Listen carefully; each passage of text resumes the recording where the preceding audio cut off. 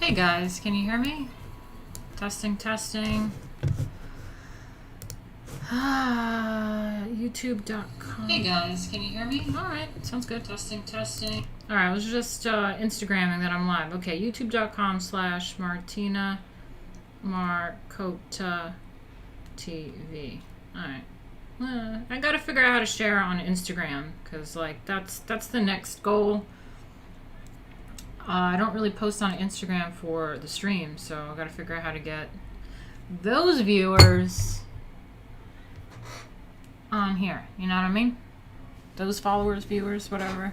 Okay, so today, what do we got going on? We got 15 people in here. All right, let's see if more people kind of pop in here in a little bit. Yesterday was pretty shit.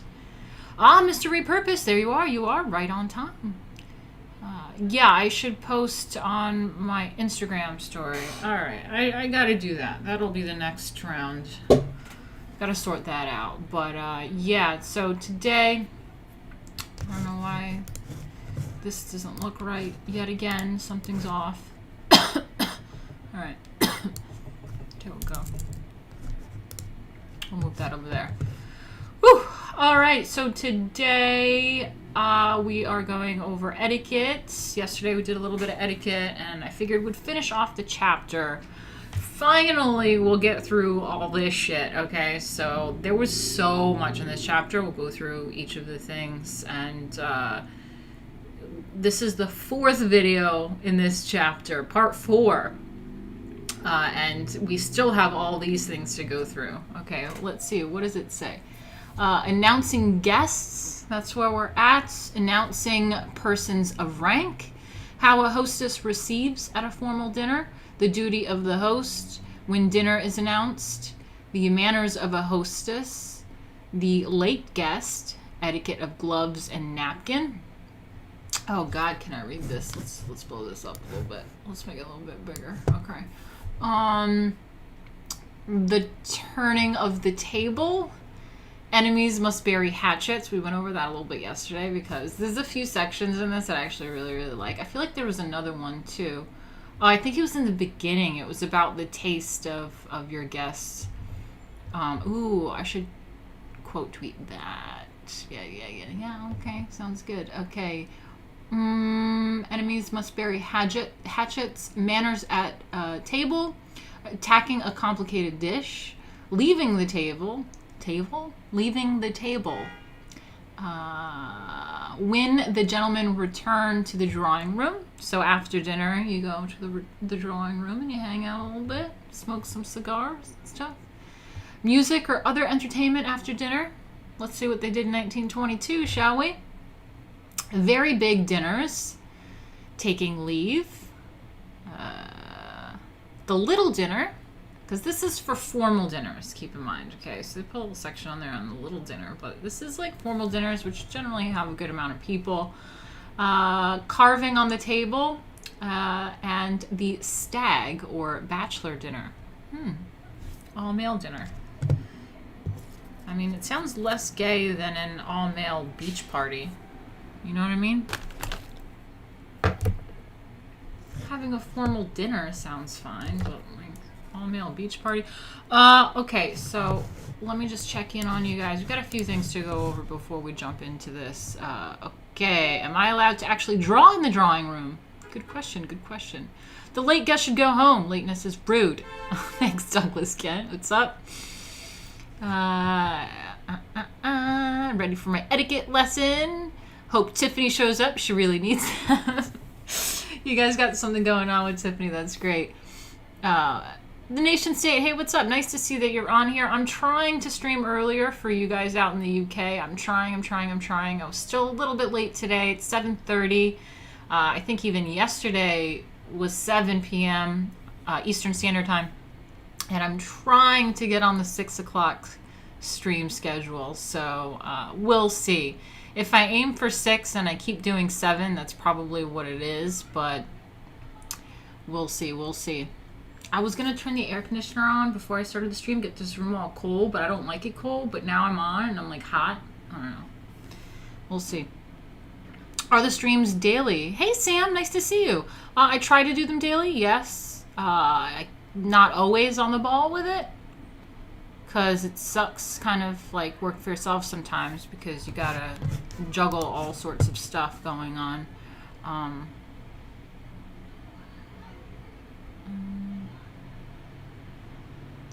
Hi, Stacy. Nice to see you in here.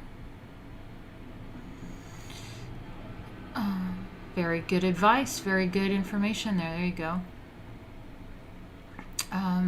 Okay, so William Brothers said, evening, I keep missing the intro. What is the title of the book or the ISBN number? Good question. So this is the standard on etiquette. It is by Emily Post, who was published in 1922. And yeah, you can always look it up. It's called Emily Post on etiquette. She is the leading author on American etiquette in America. And I mean, you use her name as like just as like not a slogan, it's a kind of one of those quips where you say something about Emily Post, people know you're referring to etiquette. So you can always look that up online. I do believe that I have the link in the description. No, I do not. I'll add that link in the description. Sometimes when I switch around from different topics on streams, I have to keep switching around the description, so it gets a little annoying. But if you look up, it's for free in the Gutenberg Press. If you go on Gutenberg.com or something, it's online. It's copyright free. It was published, 100 years ago. So yeah, check it out. She's great. Like the volleyball scene in Top Gun. Okay. Yeah, I definitely have to do that whole round. So, okay, few things going on. Don't forget, guys, that this is how I make a living. In the past 2 days, it's been pretty bad. And then before that, I was traveling. I did some major family things. I don't even know, want to talk about it publicly, but things like seeing a parent I haven't seen in 30 years and stuff like that. Major family things going on. And I the past 2 days I made $17 a day, so it's pretty bad. So if you guys want to help me out, you can help me reach my goal. I have this little goal marker thing over here. That would be great for this week to reach that. Let's see. I think did I put 2 weeks on that bitch? Did I really put August 1st to the 15th? I don't know. I think maybe that's a little too long. We'll see. Okay, and what do we have here? Yeah, so that's my goal, and if you want to help me reach it, you can go to this link down here. It should be in the description as well. It's called streamlabs.com/Martina Markota TV, and that really helps me out. If that's too complicated for you, you can just do super chats. It's fine. Thank you. Just got a little chill a little bit.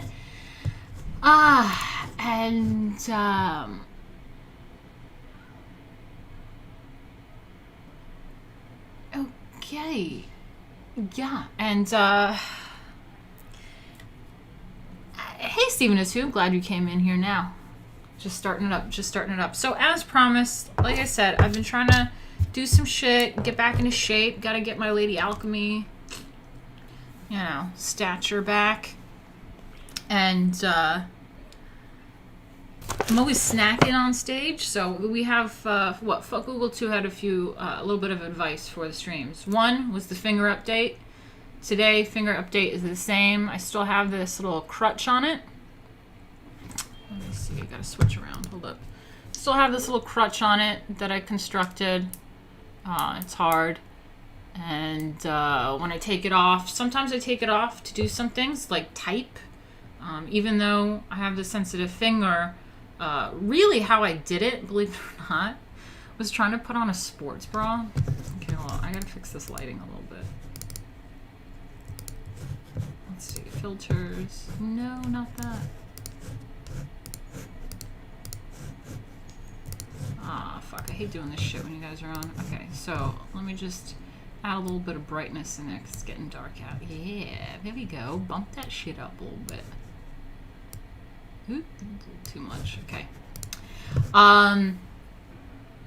Yeah, so how this happened to my finger actually is because I was trying to put a sports bra on and it's very tight and constricting. And before I was able to get those boobs shoved in there, boom! Snapped on that elastic, and this finger, I knew it was bad. I knew it flipped back up or something, and I went, ah! Oh, there we go. Who's this? Stacy, how nice. Thank you. Very kind of you. How very kind. You got the hot dog gift. Look how long my hair got. It's crazy. I still have to add a new gift. Sorry. I have the Pizzagate one. Excuse me, the pizza one. Okay, yeah, so I was telling you about the finger is that I popped that shit trying to put my bra on, sports bra, and I covered that bitch up right away. I held on to it. I just kind of suck in that pain, breathe. I knew I fucked that shit up, and I was scared to look. And then I looked at my finger, and I saw that there was a break right down the center of it this way, in the middle of the finger, right down where the nail bed is. And I saw some blood in the crack of that middle of that, and I was like, yeah, I broke that fingernail bed. Yep, that happened. So I quickly wrapped it into a paper towel, put tape on it for a day. Didn't want to look at it.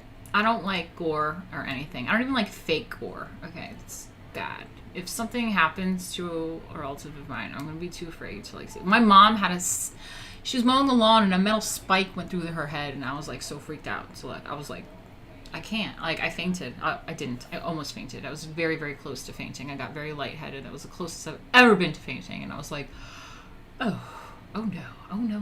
So anyway, I didn't look at it for a day. Finally took a look at it, and I didn't flip that fingernail up off the bed. I just kind of was like, nope, I'm not looking at it. I'm not playing with it. It looks okay. It's not bleeding profusely. There's a little dried blood in the crack, and I just went, yeah, I'm going to construct a thing for my finger. And what I did was, it's really ugly looking, but I bulbously put, like, whatever I constructed this with, it's this shiny resin, basically. I had like little wood pieces and I built it up with like the resin, and you put it underneath the UV light and it hardens. That's what I do my nails with. They're actually my real nails, the lengths of them, but I put a resin over it and you put it under the UV light and it hardens. So what I did was build up on this. I shaved it down a little so it doesn't have, you know, much grip. I should shave it down a little bit more so there's no grip to it anymore. But I built it up here, and what I'm afraid is happening is that it's actually coming off my nail again. So I'll keep you guys posted, but if this thing starts lifting up off of this bit, that's dangerous territory again, because then that'll be an easy flick again. So I gotta keep this baby on. Keep her safe. Oh, we got Stacy again. Thank you. Okay, let me get to you. I'll get to you. Let's see what you're talking about. Alright. Nope, not that. Let's see.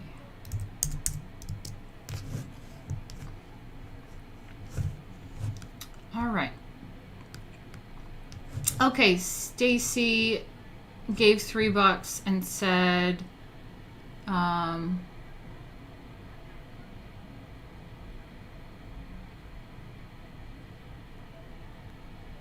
okay, yeah, I'm not reading that out loud. Thank you for the super chats, though.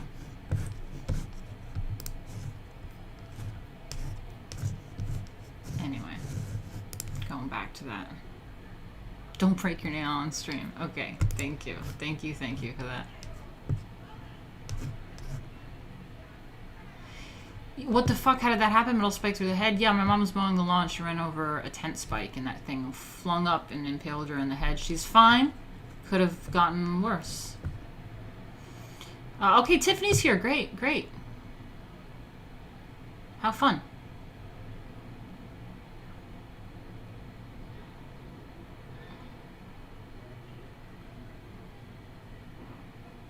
Did I curse a lot? Oh well. Jay's like, that's how you fucked your nail. Yeah, I didn't want to say it, but yeah, I fucked it up trying to put a sports bra on.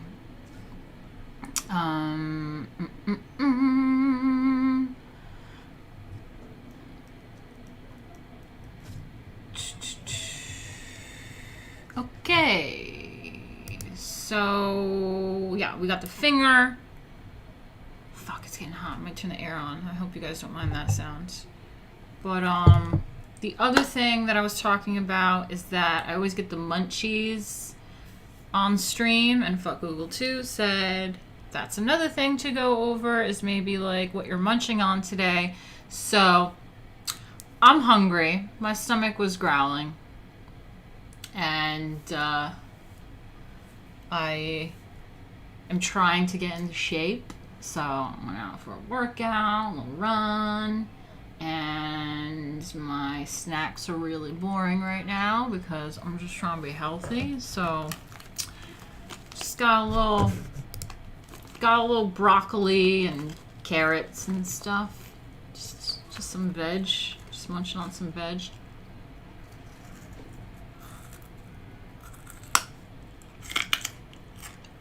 Some Buddha ASMR.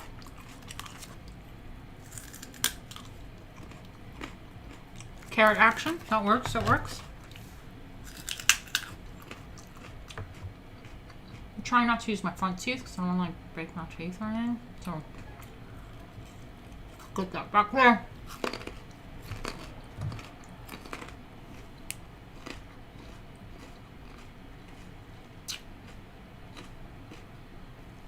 Crunchy.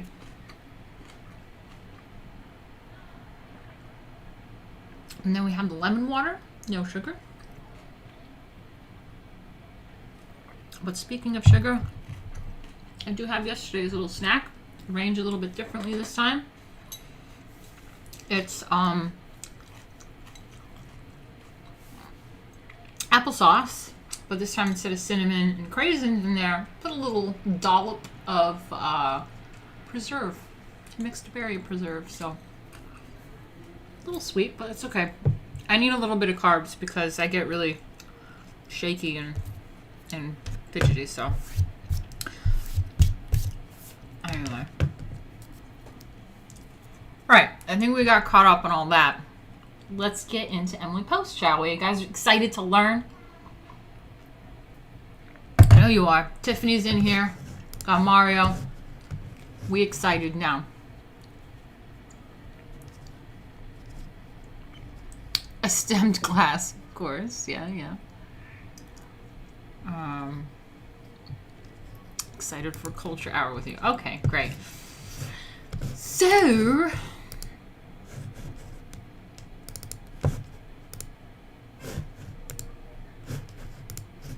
okay, let's see what we have here.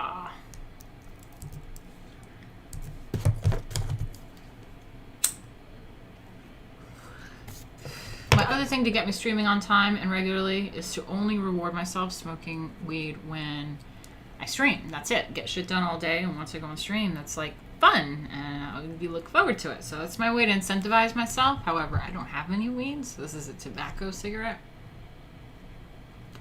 I hate to take my thing off in order to smoke it because it's getting annoying. I like to smoke with this hand, and otherwise I got to implement a little smoking device for it. But I'm not gonna fuck my nail. Just make sure I put that thing back on when I'm done.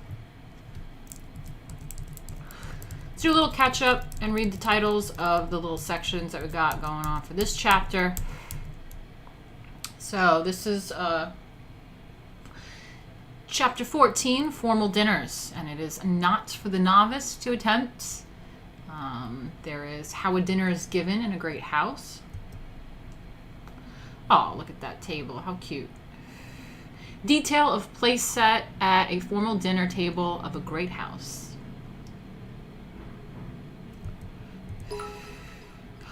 Ooh, okay, who do we have here? This is Stacy. I swear to God. I swear to fucking God.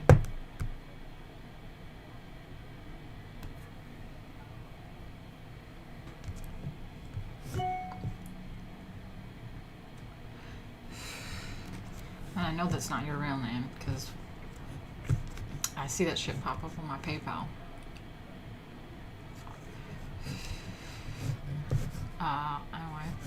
Anyway. So, what do we have? Yeah, let's go back to it.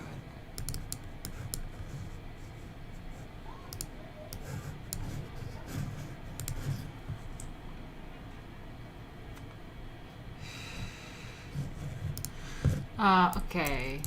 So, how a dinner can be bungled. Kind of how I bungled saying that. So yeah, bungled. That's a fun word. Okay, so you gotta put that back on when I'm done. Okay. Okay, how a dinner can be bungled. Everything can go wrong. Not for the novice to attempt. Remember. Okay, detailed directions for dinner giving.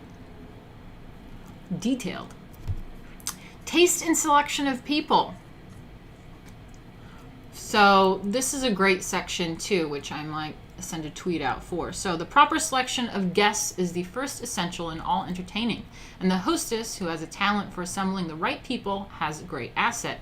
Taste in house furnishings or in clothing or in selecting a cook is nothing compared to taste in people. Some people have this sense, others haven't. The first are the great hosts and hostesses, the other are the mediocre or the failures. It is usually a mistake to invite great talkers together. Brilliant men and women who love to talk want hearers, not rivals. Very good point. Very good point. Okay, what's happening here?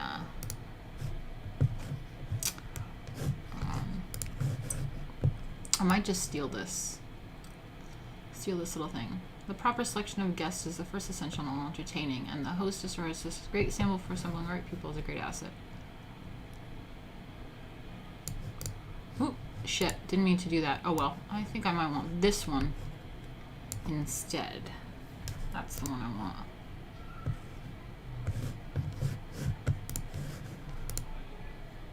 Alright. I'll tweet this baby out.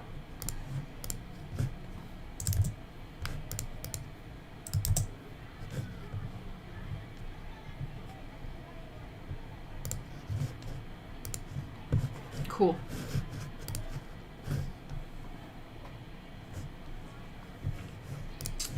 Okay, it is usually a mistake to invite great talkers together.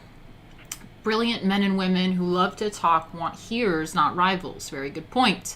Very silent people should be sandwiched between good talkers, or at least voluble talkers. Silly people should never be put anywhere near learned ones, nor the dull near the clever, unless the dull one is a young and pretty woman with a talent for listening, and the clever a man with an admiration for beauty and a love for talking. Most people think two brilliant people should be put together. Often they should, but with discretion. If both are voluble or nervous or temperamental, you may create a situation like putting two operatic sopranos in the same part and expecting them to sing together. The endeavor of a hostess when seating her table is to put together those who are likely to be interesting to each other. Professor Bouguet might bore you to tears, but Mrs. Entomoid would probably delight in him, just as Mr. Stocks and Bonds and Mrs. Rich would probably have interests in common. Making a dinner list is a little like making a Christmas list. You put down what they will, you hope, like, not what you like. Those who are placed between congenial neighbors remember your dinner as delightful, even though both food and service were mediocre. But ask people out of their own groups to seat them next to their pet adversaries, and wild horses cannot drag them to your house again. Oh, William Brothers, that's very great. He says, oh my God, this makes complete sense. I host volunteer luncheons, and I have to be careful where to seat them. Yeah, exactly. That's exactly the whole point. People sometimes make a fuss about this being a bit snootish or whatever, or too time consuming, but it's definitely a good point to make that people often overlook. So asking someone, how a dinner list is kept, asking someone to fill a place, importance of dinner engagements, that's a really great one too. Actually, just want to read this one real quick before we move on. Oh, Sam, that's okay. You're a young kid. No, don't stress about donating. But yeah, if you want, you can always do Venmo or that's cool. Stacy is a man. She's a man, just like Ace Ventura. That's what it is. Marina, you're so funny.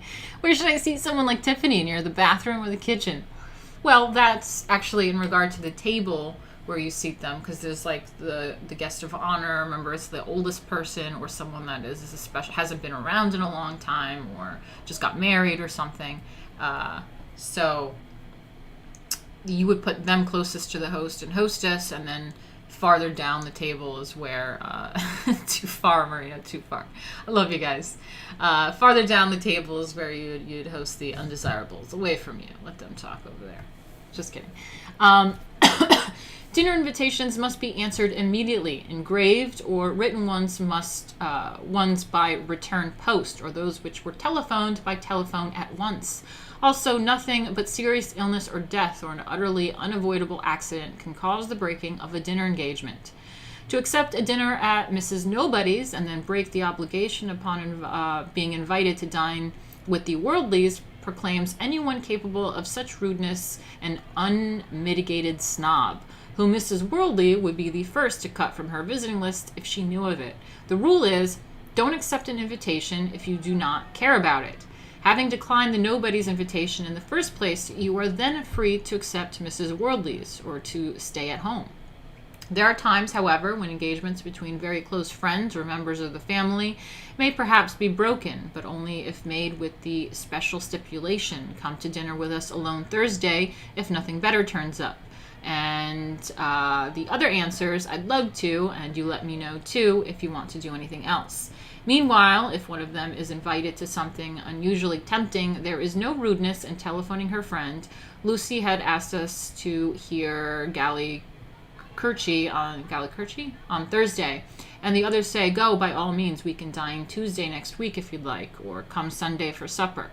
This privilege of intimacy can, however, be abused. An engagement, even with a member of one's family, ought never to be broken twice within a brief period, or it becomes apparent that the other's presence is more a fill-in of idle time than a longed-for pleasure. Love it. I love it. I love it. Ghosting dinner parties is very uncool. That's right. That's right.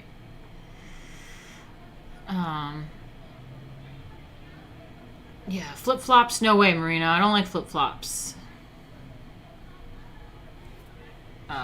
Okay, then we have the menu. I kind of want to add this too.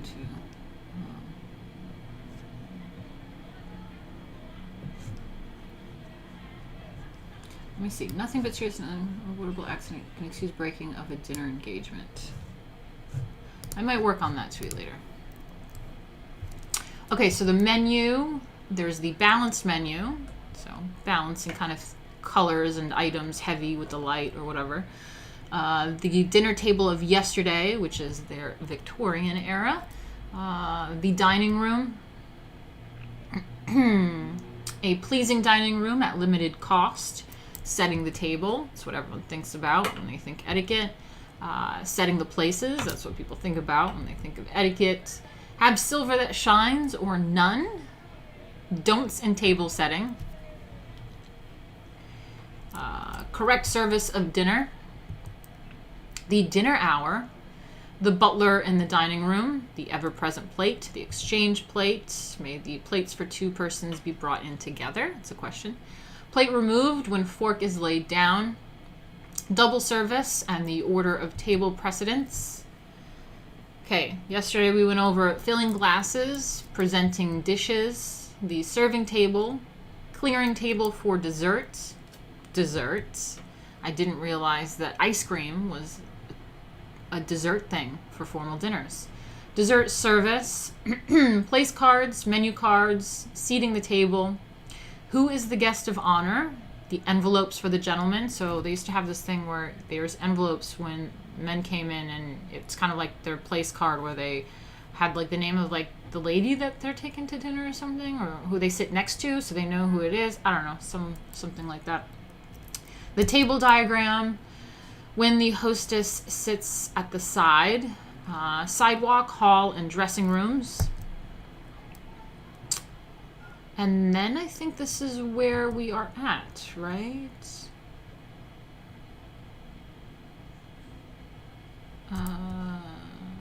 Yeah, I think we're now announcing guests, right? Let me just check my thing real quick.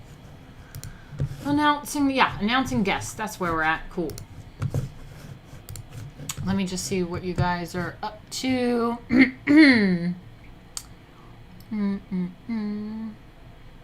Chocolate mousse.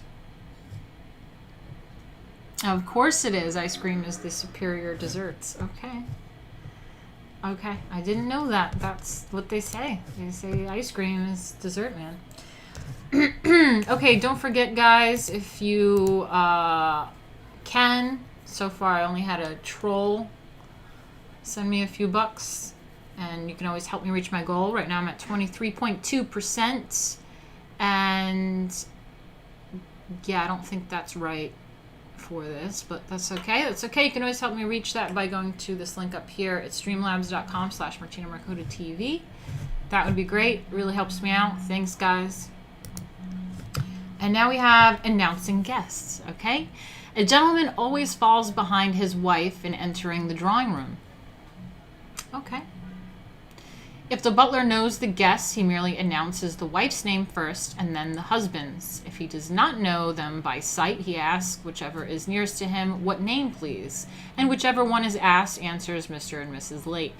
The butler then proceeds the guest a few steps into the room where the hostess is stationed, and standing aside says in a low tone but very distinctly, "Mrs. Lake," a pause, and then "Mr. Lake." Married people are usually announced separately as above, but occasionally people have their guests announced Mr. and Mrs. Blank. So I love that. I love that idea of, it kind of reminds me of that ball in, what's that classic movie, My Fair Lady, when they go to that fancy ball, and, or like Cinderella. If you guys remember Cinderella, they announce people as they enter the ball. I mean, again, this is a formal dinner, but I think it's something that people did even in their own homes for a formal dinner, and they had butlers and stuff. It's just basic common courtesy, because as we saw in the first chapters where it was about introductions and greetings and stuff, really good stuff. You guys should always check back at those old streams sometimes. But when you introduce people, you always say to one person, like, let me introduce to you the other person, and you know them from college or from church or something, and then you tell that person,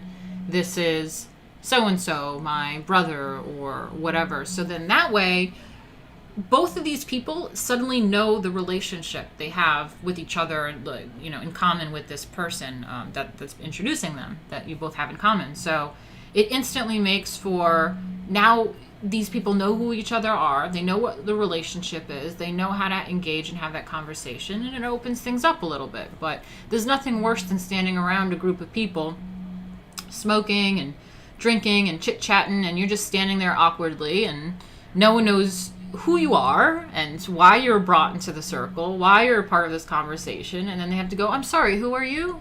That is terrible. You want to enter a group of people and say, "Hey, this is my wife, Martina. She's from America." And then everyone goes, "Oh, that's your wife? Oh, it's great. Oh, how's America?" Like, blah, blah, blah, blah, blah. And so you get in that conversation. No one's just standing there as they're talking, puzzled by who's this person in this group.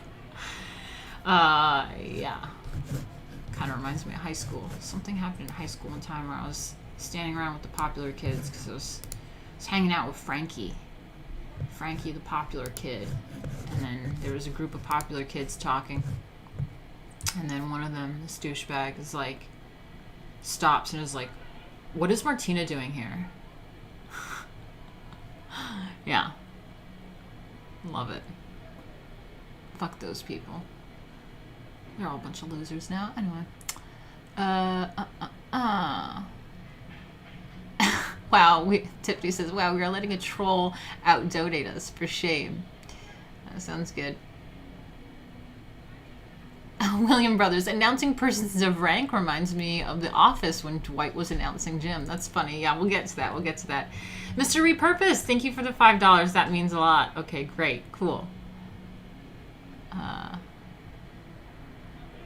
Tiffany says, typical Tiffany says, "I've tried to introduce Burrino to people at my party. They still end up asking why he was invited." So funny. Okay, where are we at? Announcing persons of rank. All men of high executive rank are not alone announced first. Okay, but take precedence of their wives in entering the room. Okay. The President of the United States is announced simply, "The President and Mrs. Harding." His title needs no qualifying appendage, since he solely is the President. He enters first and alone, of course, and then Mrs. Harding follows. The same form precisely is used for the Vice President and Mrs. Coolidge. A governor is sometimes in courtesy called Excellency, but the correct announcement would be "The Governor of New Jersey and Mrs. Edwards." He enters the room and Mrs. Edwards follows. The mayor and Mrs. Thompson observe the same etiquette, or in a city other than his own, he would be announced the mayor of Chicago and Mrs. Thompson. Okay. Other announcements are the Chief Justice and Mrs. Taft, the Secretary of State and Mrs. Hughes, Senator and Mrs. Washington, but in this case, the latter enters the room first because his office is not executive. Okay.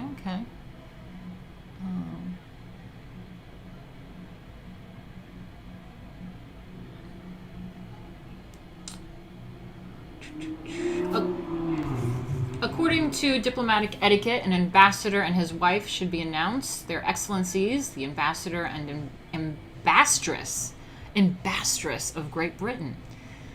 Okay. The ambassador enters the room first. A minister... What is that? A minister plenipotentiary, I don't know what that is announced. The minister of Sweden. He enters a moment later, and Mrs. Organ follows. But a first secretary and his wife are announced if they have a little... But a first secretary and his wife are announced if they have a title of their own, Count and Countess European, or Mr. and Mrs. American. The president, the vice president, the governor of state, the mayor of a city, the ambassador of a foreign power, in other words, all executives take precedence over their wives and enter rooms and vehicles first. But senators, representatives, secretaries of legations? I don't know what that is. And all other officials who are not executive allow their wives to precede them, just as they would if they were private individuals. So that's good to know. That's good to know. Can you hear that music outside? It's fucking annoying.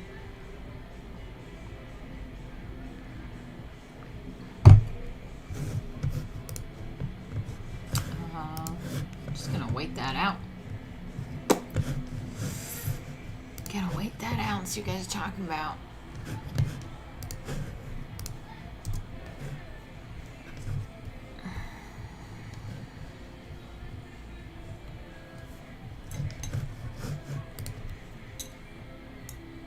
They're playing 2012 tracks. I can't even recognize it.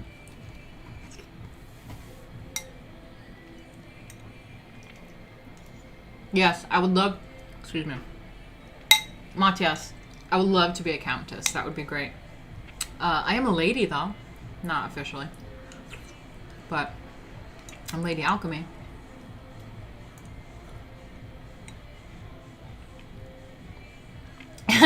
Ambassadress sounds like someone who will hit you. It's so true.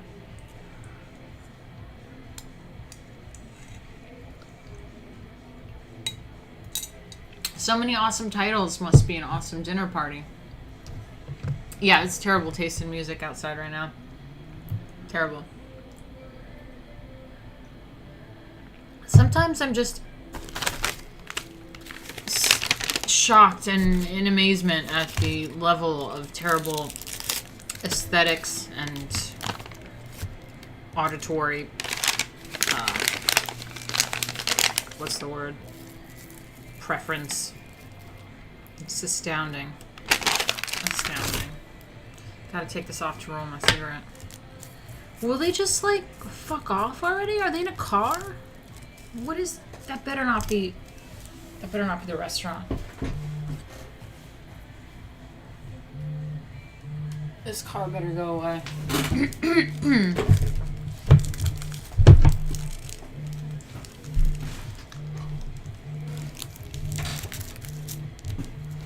Can I close the windows are closed, motherfucker. I got air conditioner.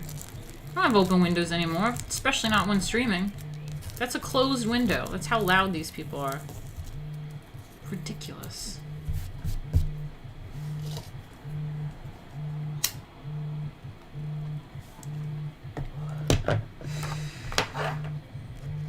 Do you guys actually know each other, or are you guys all just bullshitting? Countess Boomer, that's me.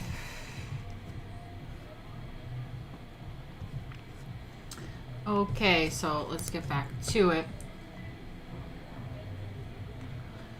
Okay, so yeah, foreigners who have hereditary titles are announced by them. The Duke and Duchess of over there, the Marquis and...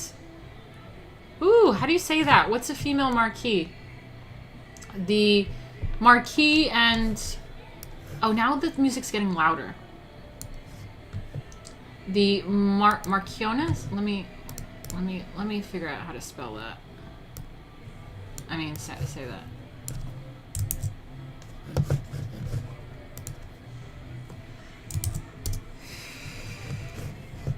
Marchioness. Marchioness, okay. The wife or widow of a marquis. A woman holding the rank of marquis in her own right. What is that? Marquis is a nobleman of high hereditary rank in various European peerages and in those of some of their former colonies. Oh. Be part of a former colony and still keep your title. The term is also used to translate equivalent Asian styles, as in Imperial China and Imperial Japan. The German language equivalent is Margrave. Marchioness. Marchioness. Cool. Marchioness. Marchioness Martina Markota. That is regal. I like that, Matthias. I like that.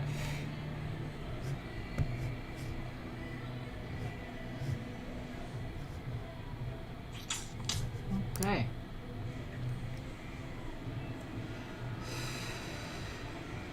Okay, foreigners who have hereditary titles. It's hard to say. Foreigners who have hereditary titles are announced by them. The Duke and Duchess of over there, the Marquis and Marchioness of Land's End, or Sir Edward and Lady Blank, etc. Titles are invariably translated into English. Count and Countess Lorraine, not M.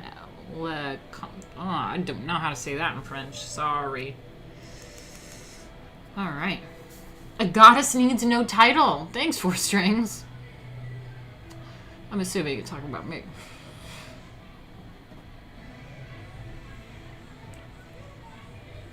Sir Hank. I love that. All right, where's my thing? Gotta put that back on. Okay. Oh, will this music just as soon as I start streaming? Really? This is why I gotta stream earlier. Now everyone's partying. Okay, how a hostess receives at a formal dinner. On all occasions of formality, at a dinner as well as a ball, the hostess stands near the door of her drawing room, and as guests are announced, she greets them with a smile and handshake and says something pleasant to each.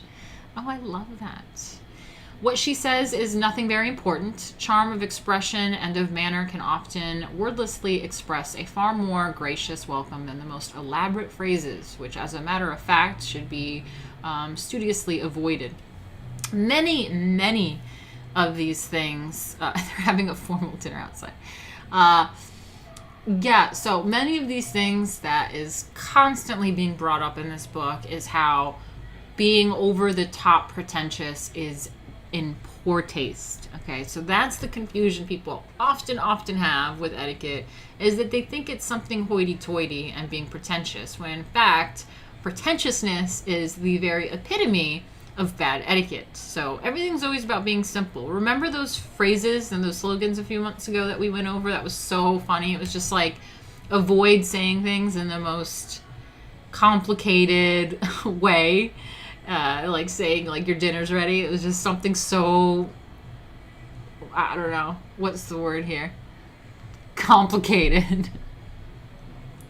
So yeah, so avoid that. Even with engravings, with invitations, with all sorts of stuff, the most simple, the better. How are you, darling? That's how I would say it. Yeah. Okay, so unless a woman's loveliness springs from generosity of heart and sympathy, her manners, no matter how perfectly practiced, are nothing but cosmetics applied to hide a want of inner beauty. cosmetics applied to hide a want of inner beauty. I love that. I'm going to steal that too.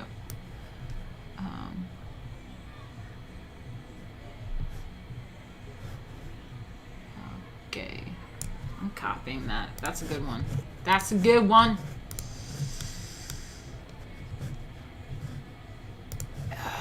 Cool. People are commenting on that shit. Cool, cool.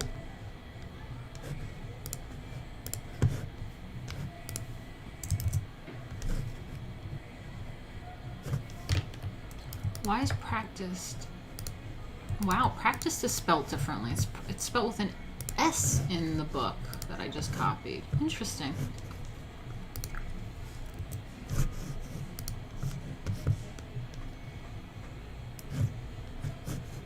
A slattern, Jay. A slattern. Hard Chronic, nice name, said, this is cool. It's like explaining what is a gentleman. Who is a gentleman? Yeah, that's right. Exactly. Zdravo. Hello, Matt. 2 types of spelling for practice. I didn't know that. Huh. Interesting. Okay, so let's get back to that. So unless a woman's loveliness springs from her generosity, let me make sure I did that right. Yeah, did that right. So unless a woman's loveliness springs from her generosity of heart and sympathy, her manners, no matter how perfectly practiced, are nothing but cosmetics applied to hide a want of inner beauty, precisely as rouge and powder are applied in the hope of hiding the lack of beautiful skin.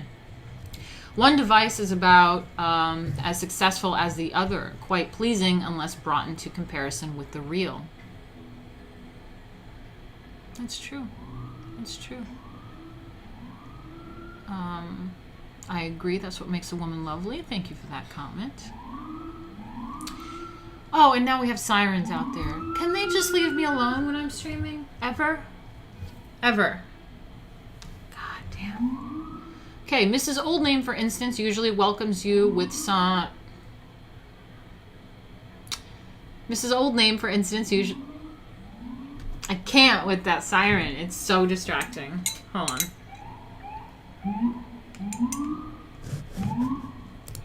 Thanks, guys. I'm glad you're enjoying the book. I love this book. I think there's some really fun things in here. There's some learning lessons in here.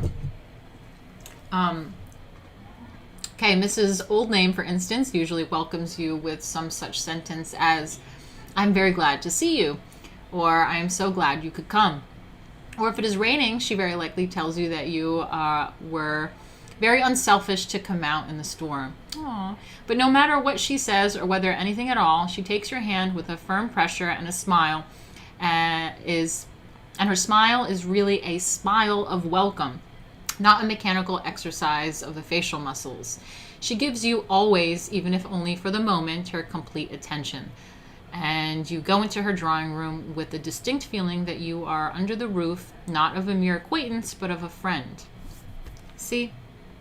I love that. That's what I try to do. And in fact, when I was a performer, sometimes what they had us do, actually I was a caterer and a performer. That's kind of how I transitioned to performing. I used to do catering, and that's why in this book a lot of times I bring up that life that I had when I was a servant myself, doing these formal dinner parties.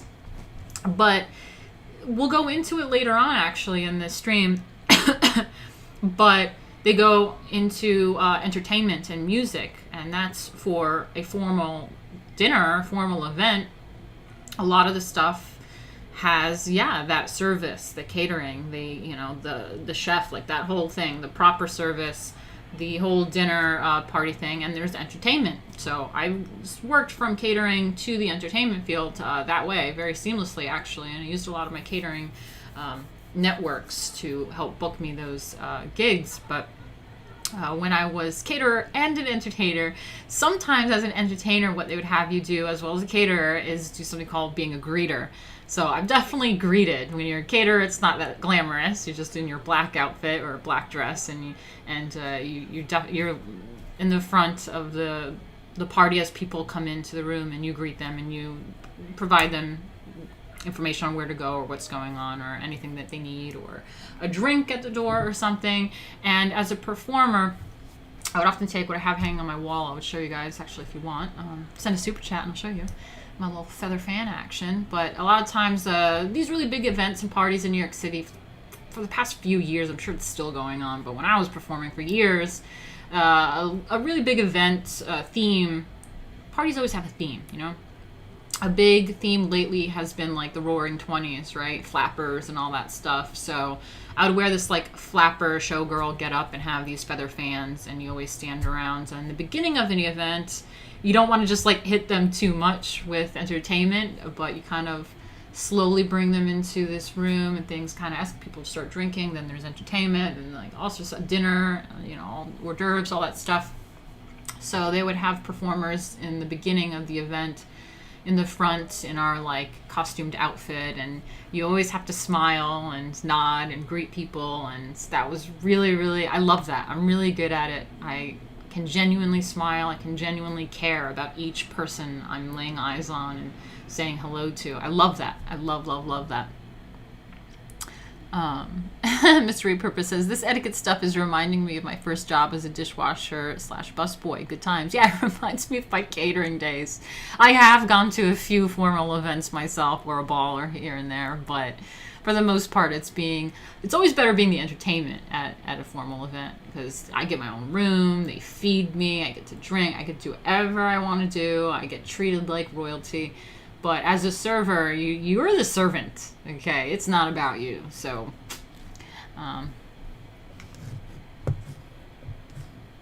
you should write those people outside a scathing letter. Yeah, I'll be the Karen. Oh, you live on Myrtle Avenue in Ridgewood. How cool. Cool, Hard Chronic. I'm in New York. I'm in Brooklyn. Okay, so, yeah, Mrs. Old Name is always very warm and smiles and says that she's very glad to see you, or if it's raining out, and she says that you're very unselfish to come out in the storm to come to the event. Mattia says, if I read this book prior to my work as a caterer, I would have done a lot better. Yeah, I know. This is why I think this is so important, and I'm really glad that you guys are here and can enjoy it as well, is because I think there's some valuable information. There's some valuable tidbits. I mean, whatever's too fancy or it's too outdated, cool, that's fine. It's interesting to learn. It's interesting to know. But sometimes we learn some things that are like quite useful and really put in an interesting way. And no one else really talks about this kind of stuff. So Emily Postman, she's great. So yeah, she says, but no matter what she says or whether anything at all, she takes your hand with a firm pressure, and her smile is really a smile of welcome, not a mechanical exercise of the facial muscles.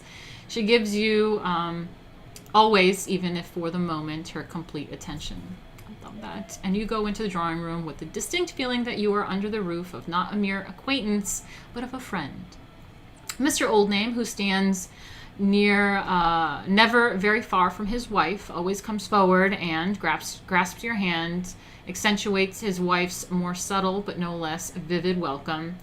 And either you join a friend standing near, or he presents you, if you are a man, to a lady, or if you are a lady, he presents a man to you. Oh, how fun.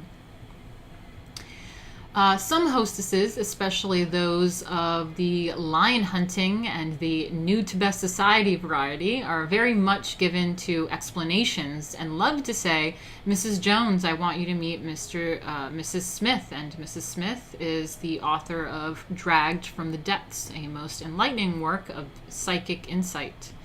Or to a good-looking woman, I am putting you next to the Assyrian ambassador. I want him to carry back a flattering impression of American women. But people of good breeding do not overexploit their distinguished guest with embarrassing hyperbole or make personal remarks. Both are in worst possible taste. Do not understand this. Do not understand by this that explanations cannot be made. It is only that they must not be embarrassingly made to their faces. Nor must a specialist's subject be forced upon him, like a pair of monocles by an exploiting hostess who has captured him. Mrs. Manacles? No, it's not manacles. Like a pair of manacles. What the fuck? Am I saying that right? Manacles. What is that? Let's look it up. Manacles. Manacle. Okay, that's that right. A metal band, chain, or shackle for fastening someone's hands or ankles. Manacle. See, always learn something new. I didn't know that, but you guys did.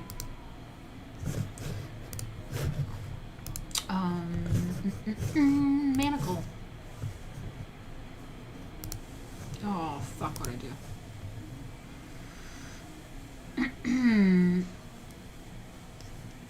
What I do.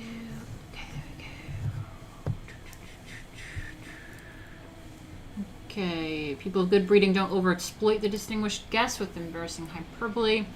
Mrs. Oldname might perhaps... wait. Nor must a specialist subject be forced upon him like a pair of manacles by an exploiting hostess who has captured him. Now it makes sense. Mrs. Oldname might perhaps, in order to assist conversation for an interesting but reticent person, tell a lady just before going to dinner, Mr. Traveler, who is sitting next to you at the table, has just come back from 2 years alone with cannibals. This is not to exploit her traveled lion, but to give his neighbor a starting point for conversation at table.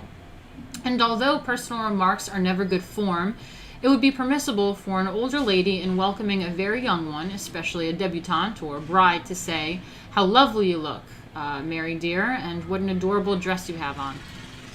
But to say to an older lady, "That is a very handsome string of pearls you are wearing," would be objectionable. Wow. Wow. Interesting. The duty of the host. The host stands fairly near his wife so that if any guest seems to be unknown to all the others, he can present him to someone. At formal dinners, introductions are never general, and people do not, as a rule, speak to strangers, except to those next to them at a table or in the drawing room after dinner. The host, therefore, makes a few introductions if necessary. Before dinner, since the hostess is standing and no gentleman may therefore sit down, and as it is awkward for a lady who is sitting to talk with a gentleman who is standing, the ladies usually also stand until dinner is announced. Damn. I like to sit. I'm lazy. Alright. It's just 18 fucking people. What's going on with YouTube? Why did I just like lose 10 people? Is that boring, really? Alright. Okay. Fine. At least you 18 people are into etiquette. At least you guys are. Okay, the duty of the host. Oh, no. When dinner is announced. Okay. So everyone's standing in the drawing room, getting introductions or what have you, and greetings. And they're standing around until dinner is announced. And when dinner is announced, it is the duty of the butler to count heads so that he may know when the company has arrived. Oh. As soon as he has announced the last person, he notifies the cook. It's a good strategy. The cook being ready, the butler, having glanced into the dining room to see what windows have been closed and the candles on the table lighted, enters the drawing room, approaches the hostess, bows, and says quietly, "Dinner is served." The host offers his arm to the lady of honor and leads the way to the dining room.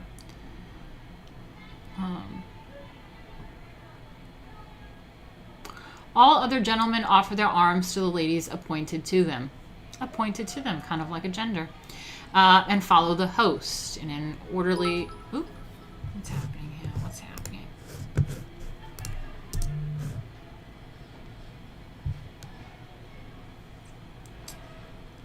We got Tiffany.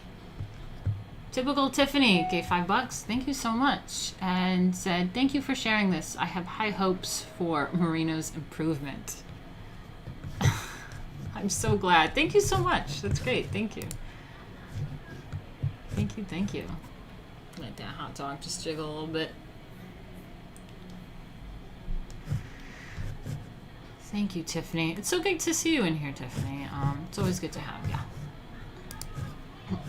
Okay, so dinner is served, and the host offers his arm to the lady of honor and leads the way to the dining room.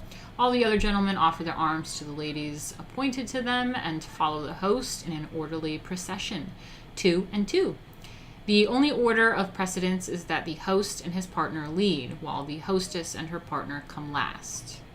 Okay. Precedence is that the host and his partner lead, while the hostess and her partner come last. At all formal dinners, place cards being on the table, the hostess does not direct people where to sit. If there was no table diagram in the hall, the butler, standing just within the dining room door, tells each gentleman as he approaches, right or left. R or L is occasionally written on the lady's name card in the envelopes given to the gentleman, or if it is such a big dinner that there may be separate tables, the tables are numbered with standing place cards, or at a public dinner, and the table number written on each lady's name card. Okay, the manners of a hostess. First of all, a hostess must show each of her guests equal and impartial attention. Also, although engrossed in the person she is talking to, she must be able to notice anything amiss that may occur. The more competent her servants, the less she needs to be aware of details herself, but the hostess giving a formal dinner with uncertain dining room efficacy has a far from smooth path before her. No matter what happens, if all the china in the pantry falls with a crash, she must not appear to have heard it. No matter what goes wrong, she must cover it best as she may, and at the same time cover the fact that she is covering it. To give hectic directions merely accentuates the awkwardness. If a dish appears that it is unpresentable, she, as quietly as possible, orders the next one to be brought in. If a guest knocks over a glass and breaks it, even though the glass be a piece of genuine Stiegel, or her only concern must seemingly be that her guest's place has been made. Her only concern must seemingly be that her guest's place has been made uncomfortable. She says, "I'm so sorry, but I will have that fixed at once. The broken glass is nothing, and she has a fresh glass brought, even though it doesn't match," and dismisses all thought of the matter. That's pretty good. Coverception. That's right, Daniel. Yeah. That sounds about right. Yeah. Both the host and hostess must keep the conversation going if it lags, but this is not as definitely their duty at a formal as an informal dinner. It is the small dinner that the skillful hostess has need of what Thackeray calls the showman quality. She brings each guest forward in turn to the center of the stage. In a lull in the conversation, she beguilingly, I don't know how to say that. Oh, look, it gives me the dictionary already. Doesn't tell me how to say it, though. Charm or enchant someone, sometimes in a deceptive way. Very prominent American artist has been beguiled. Oh, beguile. Yeah, it's beguiled. Okay. She beguilingly to a clever but shy man, John. What was that story you told me? And then she repeats briefly an introduction to a topic in which John particularly shines. Or later on, she begins a narrative and breaks off suddenly, turning to someone else. You tell them. Yeah, I think I'm pretty good with that as well, actually. Pretty good conversationalist and in groups, because I do have a lot of the stuff in the back of my head about etiquette, and it makes social intercourse way easier to handle. It does. So when you know things are a little bit dull, and it always makes other people enjoy your time when you talk about them or have them become like the center of attention about something, when they're excited about it. People like to be heard. That's my biggest pet peeve in conversation, actually, is being cut off. So except for sirens and super chats, which I don't mind, That's what I do like about streaming, even though I complain about it all the time. I do enjoy the streaming because at least I get to be heard. You know, for once. I feel like everywhere in my life I'm always being cut off, like in the middle of my sentence, and people talk over me, and I'm like, okay, and you expect me to like you. Okay, well, you know, they don't have that etiquette of understanding that people want to be heard, they want to be understood, and they want to be able to talk, and everyone always tries to make it about them. So it is really great as a hostess for you to have that knack of like being able to start a conversation by making someone else shine, and everyone has fun that way. Okay. Yeah, that's right, William Brothers. He said, so just brush it off and don't make it the center of attention. Yeah, when you break a glass, you just kind of don't make it a big deal. That definitely makes sense. That's still something we do today. We don't want to make a big fuss about when someone does something like that. Try to make them feel better about it. I hold doors open for the ladies. For leftists who may technically be female, I hold the door open just long enough for them to walk their face into it. It's funny. It would be nice if the world could have returned to this former politeness. Yeah, I agree. And I think the importance is both left and right need it. I mean, when I've been around a lot of leftists, dated leftists, a lot of leftist talking points don't like etiquette because they think that it is some elitist thing, that it's some hoity-toity, snooty elitist thing, and that's not what it is. It's actually understanding how to, what is it? How do they say it? It's like understanding how to like maneuver in this world, like for like, and have these interactions with other people in the most smooth way possible. So that's really what it's about. And the left also don't like it because, as you can see, there's a lot of differences for men and women. I mean, how do they even handle all of that nowadays? Like, you're supposed to treat men and women the same, but as you see in these old etiquette values, they give certain respect and precedence to women, to the elderly, stuff like that. And I mean, that's the dynamic that we have, is that, you know, men go off and do great things and fight wars and do stuff for women, for their children, for their families. So there's always this kind respect for a man has for a lady, and I think that the right need to understand that as well. We've totally lost track of etiquette going the other way. So like you say in the comments, is leftists that don't like that stuff. They don't want, you know, you to hold the door open. They don't think we need men to lift anything for us to do anything. For me, not only does it make men feel like more manly and they get to help a lady, they get to be a gentleman and be appreciated for it. There's just different strengths that men and women have. So, you know, you play up to that. It's always great.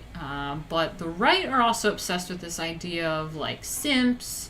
They think like shitting on women is great because, like, you know, fuck feminists, they don't want this anyway. Well, listen, there are ladies out there. There are decent women out there. So it's not all about, you know, just giving these women, modern women, what they deserve, because there's still others out there that do appreciate this kind of stuff. So keep sticking to it. Don't change just because the world has changed, you know. Just keep sticking to it.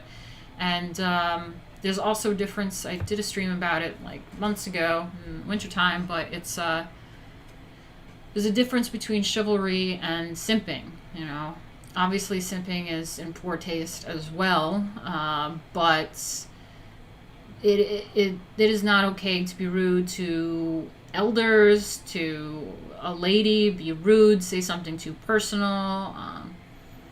There's got to be some sort of respect. That's trad, you know. That's pretty conservative. Is having those old dignities back, that old like respect back. You know, being a little asshole is not like cool. Yeah, and we think that Trump is kind of like just says it like it is and is kind of an asshole, but they have it all wrong. You think that Trump isn't chivalrous to a woman walking in the door, into the room, into a party? You think he doesn't have common decency for certain, you know, real life situations? I mean, as a persona, as a media persona, yeah, you see kind of like this crazy personality, but he's not going around calling women whores all day long.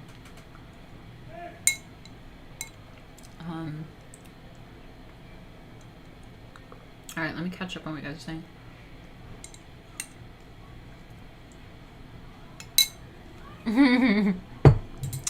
Mattia says, "Oh, breaking a glass. That's how I lost my job as a caterer." Okay.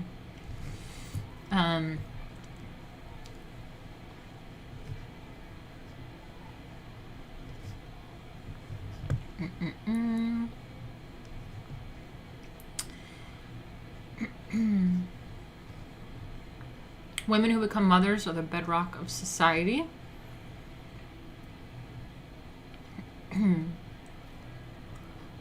The right is just as bad. You're a simp for holding the door. Yeah, I mean, it's terrible.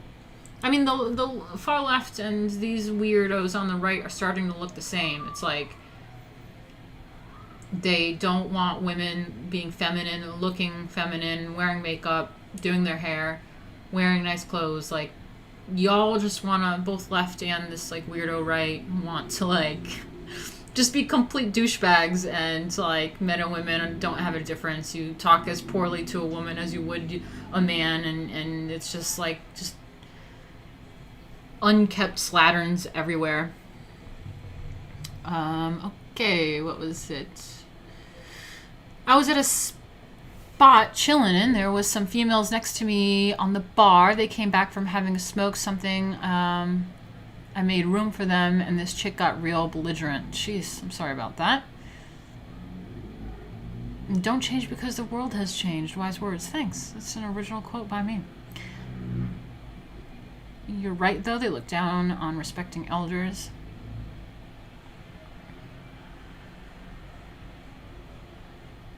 Yeah, that's right, Montias. They do disrespect elder people, which makes me sad. They have so many great stories to tell and many teachings for us younglings. I agree. I love old people. I love them. Horseshoe theory. The far left and the far right are very similar. I don't know, like, I don't even know if it's far right, but it's like this really weird melt of, like, this weird mutation that happened with, like MGTOW and, like, strangely enough, politics.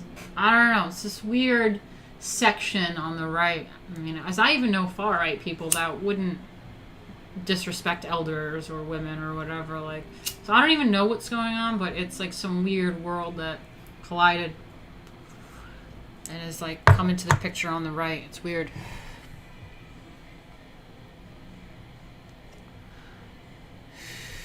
Okay.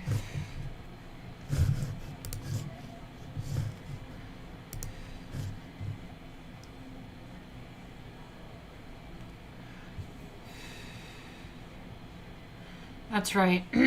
Cowboy USA says, a man who will stand by while others aggressively abuse children, the elderly, or the ladies is hardly a man, in my honest opinion. It's true. It's true. Thanks, Stephen Isuf. Okay, so where are we at? These examples are rather bald about the, like, okay, now you take over this, story and just getting people into the conversation when the party's a little stagnant. These examples are rather bald and overemphasize the method in order to make it clear, precise, and practice and the knowledge of human nature or of the particular temperament with which she is trying to deal can alone tell her when she may lead or provoke this or that or this or that one to be his best or to his own satisfaction as well as that of others who may be present. Her own character and sympathy are the only real showman assets, since no one shows to advantage except in congenial environments. All right.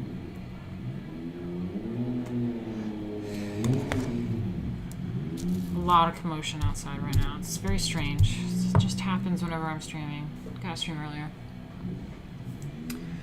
Alright guys, don't forget, if you are enjoying yourself, wow, we've been streaming for about an hour and 25 minutes already. If you enjoy my streams, if you're enjoying what's going on, please help me reach my goal. I'm at 24.2%, and you can always help me reach my goal by going to this big link that's up there. And Jay, if you could please share it in the chat, that would be great. It's streamlabs.com/Martina Markota TV. Every dollar helps. Thank you, thank you. Oh, put this baby back on. There you go. Finger safe. Okay, the late guest. Remember that guy? We were talking about that. Yeah, why does it keep flashing? Someone asked me that. I don't know. It's this weird glitch that happens on my OBS. I'm sorry. Is it annoying you guys? Let me see. I don't know what will help that go away. I don't know. It's annoying. It's really annoying. I'm sorry if that's annoying for you guys.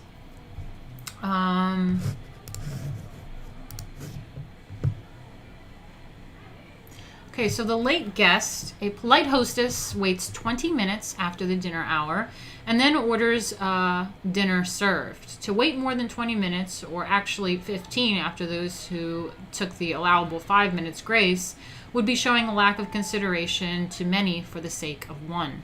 That's something that I learned long ago, too, during the seminar one time, is about tardiness and how it affects everyone. And from that moment on, I really had that in the back of my head about everyone else. Oh, sitting around waiting for you.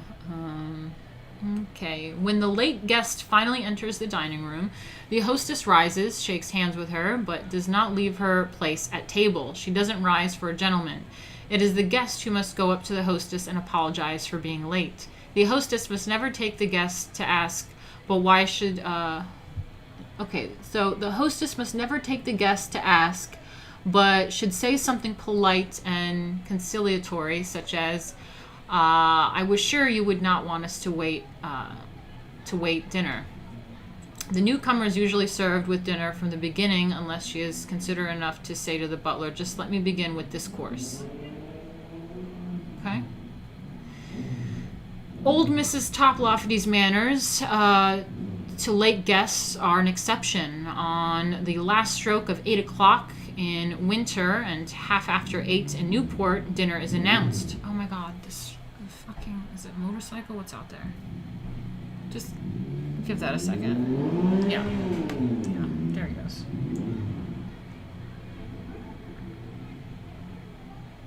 Yeah.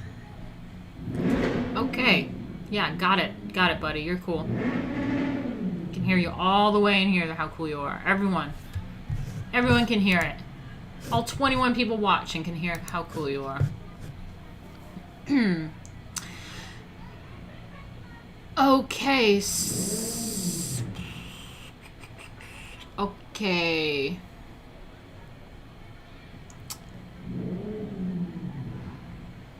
Okay, Montia says, this year I've learned to stop saying sorry. Oh, it's something I got to learn. And change it for a thank you. For example, instead of saying, I'm sorry I'm late, I would rather say, thanks for your patience. I like that. Thanks, Matias. I always really appreciate you being in here. That's right, Jay. He's probably headed to Madison Square Garden because, alchemy.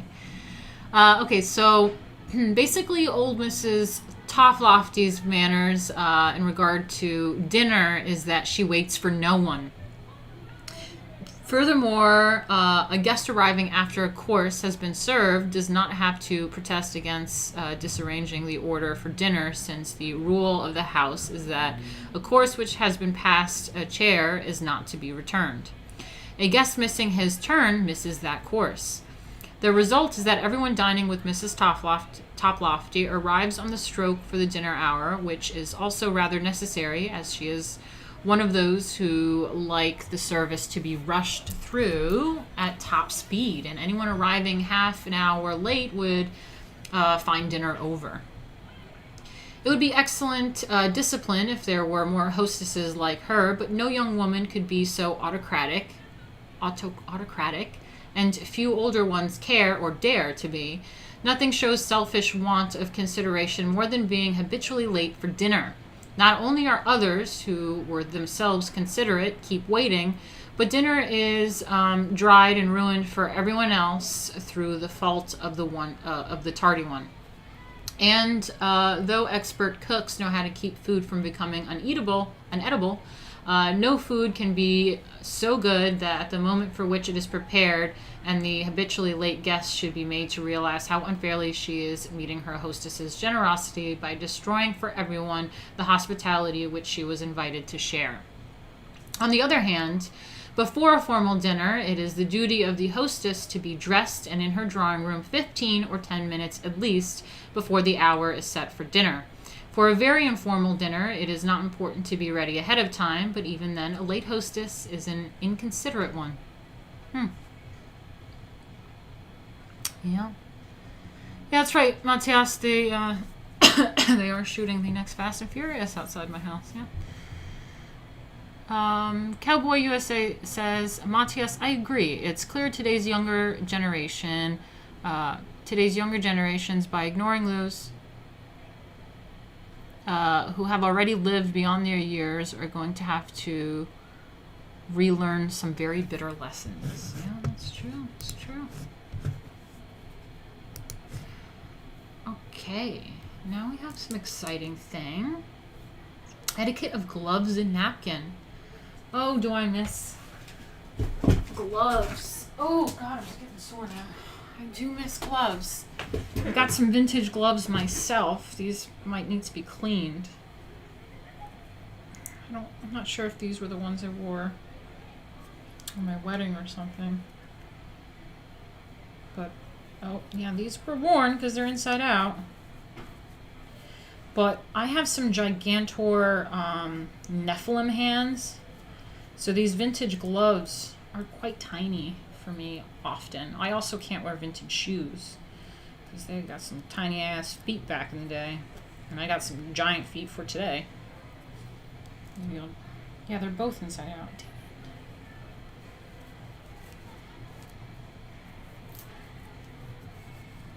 I'm going to try to get this glove on because why not? Yeah, I take some pictures in some of these vintage outfits and gloves sometimes. I love some old gloves. You know, the glove thing is also great too because it keeps your hands clean. You know, your hands are precious. So going around touching everything out in the world, the subway, everything that God knows who is touching, you're touching these fingers that you eat and do stuff with, shake other people's hands with and stuff. So, gloves are kind of like, in this age of COVID, I mean, why not?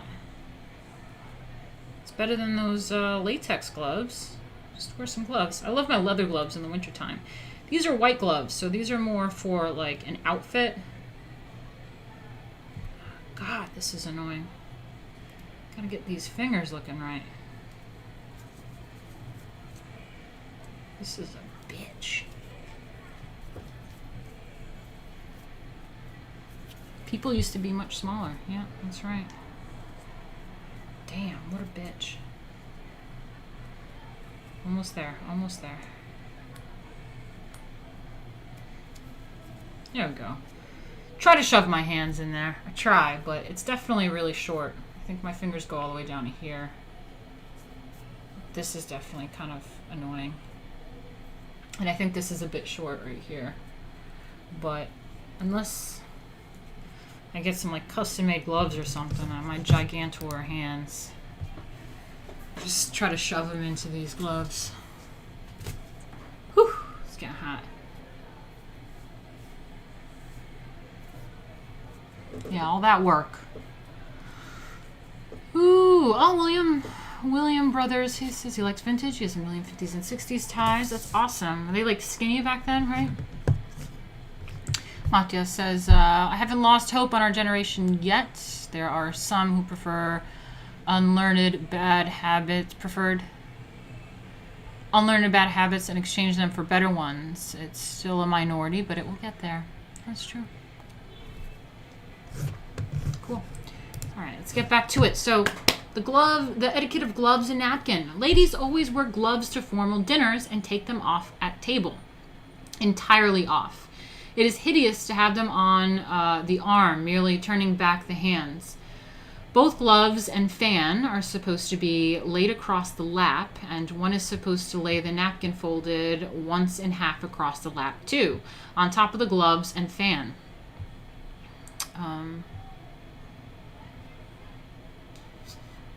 And all three are supposed to stay in place on a slippery napkin skirt on a little lap that more often than not slants downwards. Okay, so we have Daniel. Hey, what's up, Daniel? Thank you for the super chat. What country is ZAR? What's that? ZAR, currency. What is that? South African Rand. Wow. Cool. Very, very cool. South Africa. Interesting.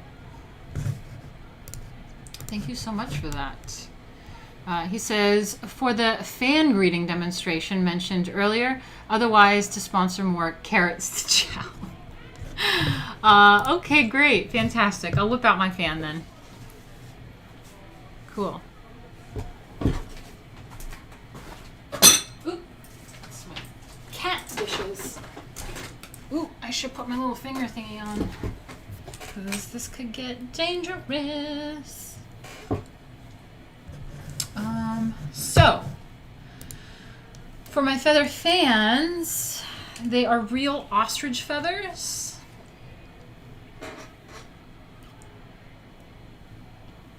Oh, see, there you go. I'm smiling already. That's what we do. We smile around. I don't have much space here. I've also got one of my t-shirts on, actually, that I used to sell. It's my magnum opus company. But yeah, sometimes... Oh, fuck. I hope I don't break these. But sometimes you have them behind you, like this, and you just smile, and you're in an outfit, and people go, oh my god, oh wow, can I take a picture? And you're just like there, and you have these feathers behind you. And then sometimes there's like different various things you could do with them. You can hold them like this as well.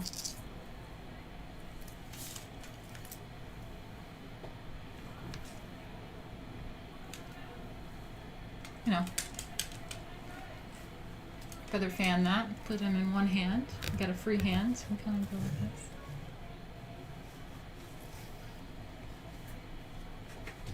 this. Oh, fuck. These goddamn cat dishes. Keep knocking over my cat food. Getting hot. It's getting hot in here. Remember Nellie? Yeah. Okay. I seen those feathers in the 10 Commandments with Charlton Heston. Oh wow, no way. Cool. Reminds me of Korean fan dancing. Yeah. Thanks, Daniel. This is woohoo. Okay. Mr. Repurpose says, oh, do we get the part where the napkin is placed upon the plate? You know, no matter, Hard Chronic says, you know, no matter what the things I learned as Boy Scouts and Ultra Boy, as far as manners and etiquette, got me very far in this life, still to this day, while my job is physical.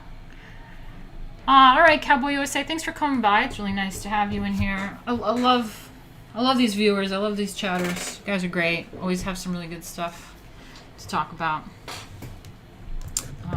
Anyway. 10 Commandments with Charlton Heston. Ooh, don't tell Trad Twitter. They're going to freak out. There's some degeneracy. Ooh. Okay. So, where are we? Okay, so it is very well for etiquette to say they stay there. So basically what they're saying is you take your gloves, and when you go to sit down for dinner, you take your gloves off. Don't hang them on your chair. Don't lay them around or anything. You got to keep them on your lap, and then you place the napkin over them. And so what they're saying is that there's a lot going on your lap, and things may very well fall off, and it's all very well for etiquette to say they stay there, but every woman knows that they don't. And this is quite nice question. If you obey etiquette and lay the napkin on top of the fan and gloves loosely across your satin-covered knees, it will depend merely upon the heaviness and position of the fan's handle whether the avalanche starts right, left, or forward onto the floor. Avalanche, I like that. There is just one way to keep these 4 articles, including the lap as one, from disintegrating, which is to put the napkin cornerwise across your knees and tuck the 2 side corners under like a lap robe with the gloves and the fan tied in place as it were. This ought not to be put in a book of etiquette, which should say that you must do nothing of the kind, but it is either do that or have the gentleman next to you groping under the table at the end of the meal. Okay, and it is impossible to imagine that etiquette should wish to conserve the picture of gentlemen on all fours as the concluding ceremonial at dinners. Oh, shit. Okay. Okay. So, basically, you can pull some little tricks and to keep those items in place. Otherwise, the gentleman next to you is all night long is going to be picking those items up off the floor. So, the turning of the table.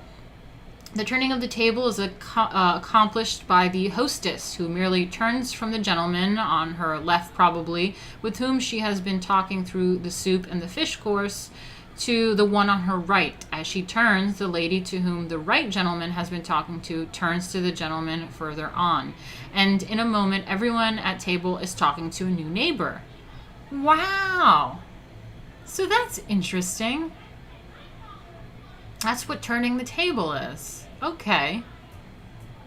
So you're talking to someone on one particular side of the table, and at a certain point, you switch over to the other side, and everyone kind of rotates who they're talking to. That's pretty cool. I like that. Sometimes a single couple who have become very much engrossed refuse to change partners, and the whole table is blocked, leaving one lady and one gentleman on either side of the block staring alone at their plates. At this point, the hostess has come to the rescue by attracting the blocking lady's attention and saying, "Sally, you cannot talk to Professor Boogie any longer. Mr. Smith has been trying his best to attract your attention." Sally, being in this way brought awake, is obligated to pay attention to Mr. Smith and Professor Boogie. I'm calling him that. Little as he may feel inclined, must turn his head to the other side. To persist in carrying on in their own conversation at the expense of others would be inexcusably rude, not only to their hostess, but to everyone present.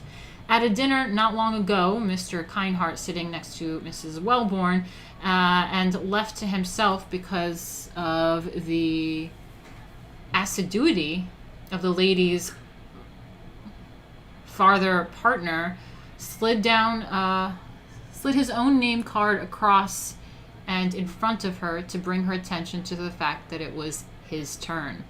Wow, I didn't know that we got turns to talk to each other at a table. That's interesting. I'm going to look up this word, though. Let's look up what this is. Assiduity. Assiduity. Assistant or close attention to what one is doing. Okay, constant attentions to someone. Assiduity. New word.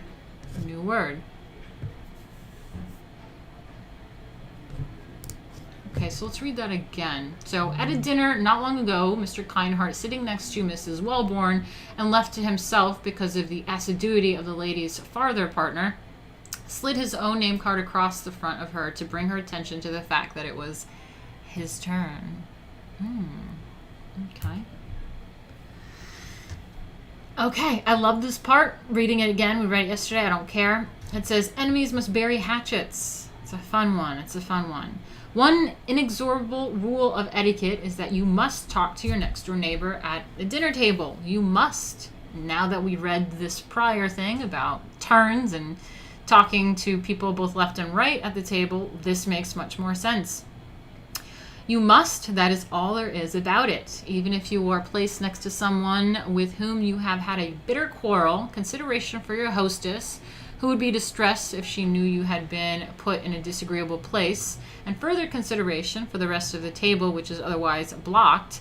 Now that sentence makes sense too.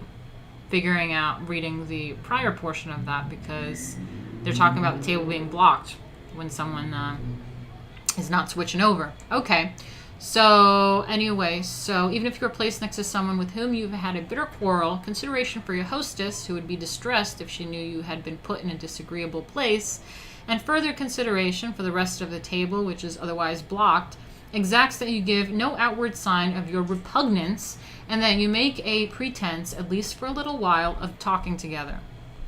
At a dinner once, Mrs. Toplofty, finding herself next to a man she quite openly despised, said to him with apparent plasticity, "I shall not talk to you because I don't care to, but for the sake of my hostess I shall say my multiplication tables.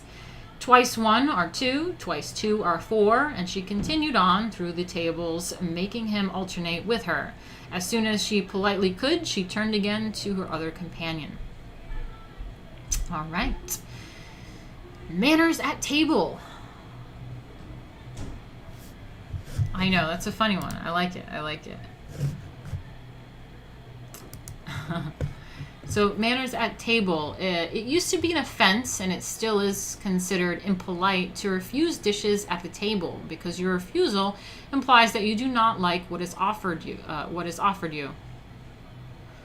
If this is true, you should be doubtfully careful to take at least a little on your plate and make a pretense of eating some of it, since to refuse course after course cannot fail to distress your hostess. If you are on a diet and accepted the invitation with the stipulation you're not eating is excusable, but even then to sit with an empty plate in front of you throughout a meal makes you a seemingly reproachful table companion for those of good appetite sitting next to you. It's true. Okay, so attacking a complicated dish. Okay. When a dinner has been prepared by a chef who prides himself on being a decorative artist, the guest of honor and whoever else may be the first to be served have quite a problem to know which part of an intricate structure is to be eaten and which part is scenic effect. Well, if it's on the plate, it's supposed to be edible, so... Okay, the main portion is generally clear enough. The uncertainty is in whether the flowers are edible. They should be. Vegetables and whether the things that look like ducks are potatoes or trimmings. If there are 6 or more, the chances are they are edible. It's a good rule of thumb. That's a good rule of thumb. If there's 6 or more, chances are if it's on the plate, it's edible. And that 1 or 2 are a kind of embellishments only. Rings around food are nearly always to be eaten. Platforms under food seldom, if ever, are. Anything that looks like pastry is to be eaten, and anything divided into separate units should be taken on your plate complete. You should not try to cut a section from anything that has already been divided into portions in the kitchen. Aspix? Sounds like I'm saying a bad word. Aspix. Let me look what's up. Aspic. I think it's a food, right? Oh my god. It's one of those gelatin things. It's a dish in which ingredients are set into a gelatin made from a meat stock or consomme. Aspic can also be referred to as aspic gelée or aspic jelly. Oh my god.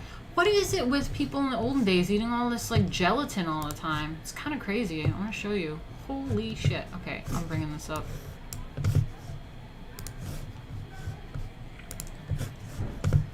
Aspic. Close up. No. Okay.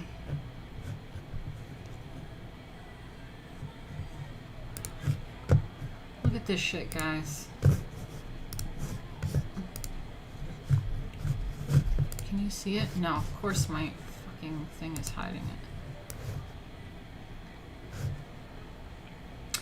Yeah, I don't like it. I have to go to Bing. Hold up. Bing.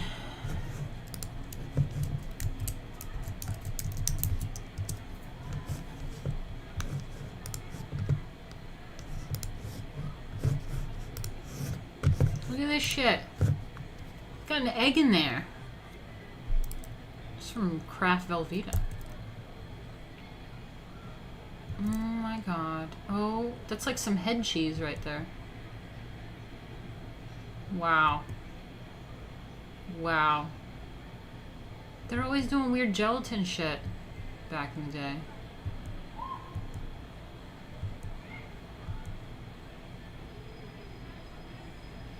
Why do you need to like put all your food into one little gelatin pot? That's fucking weird. I mean, I'm not hating it. I'd eat it. I'd eat it. I'm sure some of it can be delicious. Look, they got corn in there.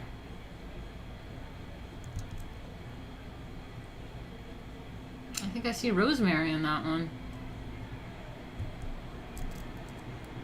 A spick still going strong after all these years. That's what it says.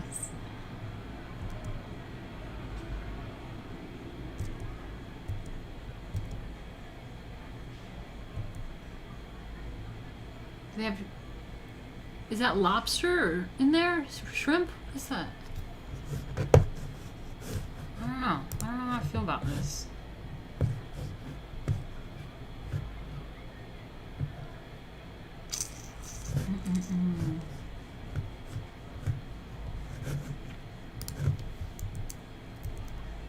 I'm kind of fascinated by a spick now. Now I'm going to be looking up recipes for a spick. A tomato aspic. See, that looked like a tartare to me. I love tartare. Tomato aspic. Southerners, huh? Southerners eat this shit? That looks very foreign to me. Yeah, see, that's an old-fashioned recipe. You can tell by that picture. Look at that. Man, I missed that. I kind of want to just, like, cook all that old-fashioned. Oh my god, there's shrimp in there. Sometimes I don't know why they had to put a whole meal in gelatin.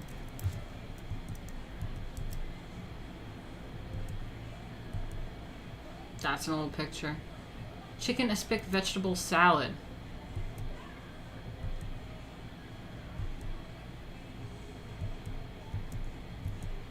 Oh, okay, that's like a gazpacho. That's not an aspic. That's gazpacho. That looks good.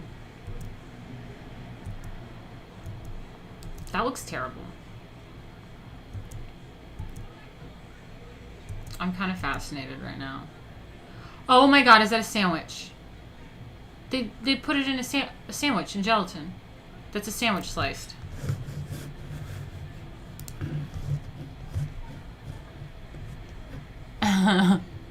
Very Nordic or Eastern European. Okay, that makes sense. Maybe it would preserve it.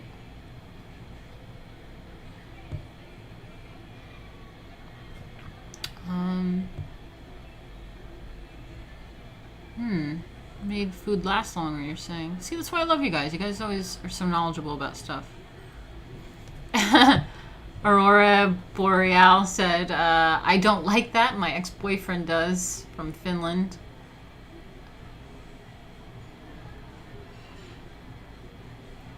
Ah, Spick, I'm not a fan. Welcome, Aurora. Aurora Borealis. Is there a passage, Matias asks, is there a passage on how to place the fork and knife on the plate after eating? I've always placed them in a cross form to let the waitresses know I didn't want to repeat. Yeah, she mentioned that earlier, I do believe. I'll go back and look at it when we finish up this chapter, but I'm pretty sure the place setting thing, they talked about putting your fork and knife like on the plate, like I think parallel. That's what they said. Yeah. Put a whole cheeseburger in it.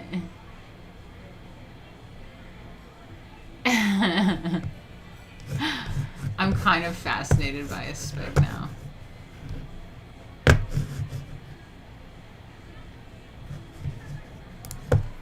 want to see more interesting ones. Looks like a pulled pork one.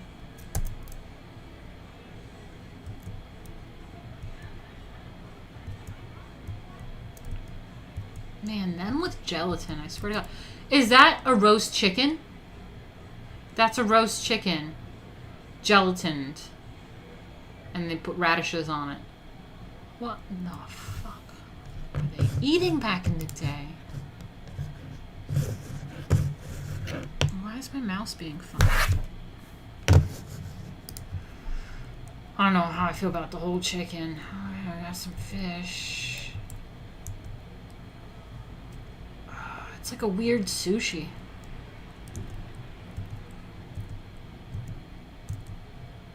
Okay, that one I would eat because I love jelly. I like fruit. I have no problem with a fruit jelly. Look at that with that pickle on top. That little gherkin. Oh my god. Ugh.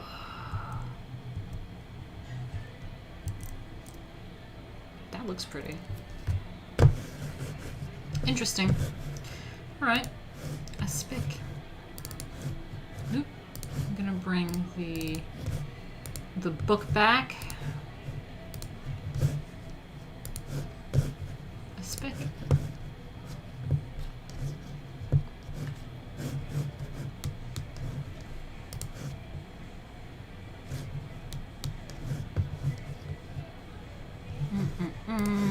You guys alright?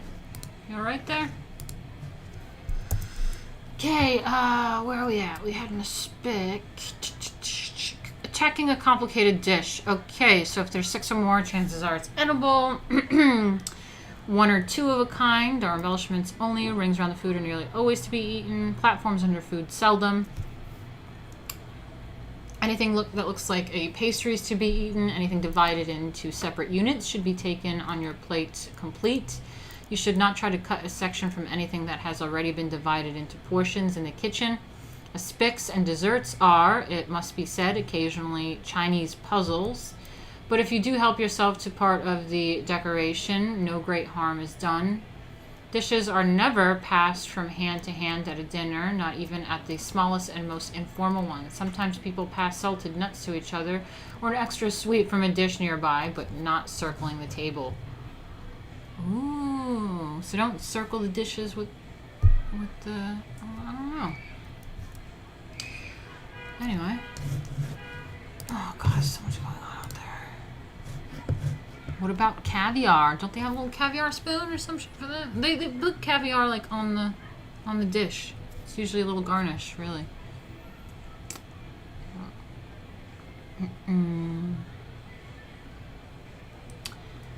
Alright guys, we're going to wrap this up pretty soon.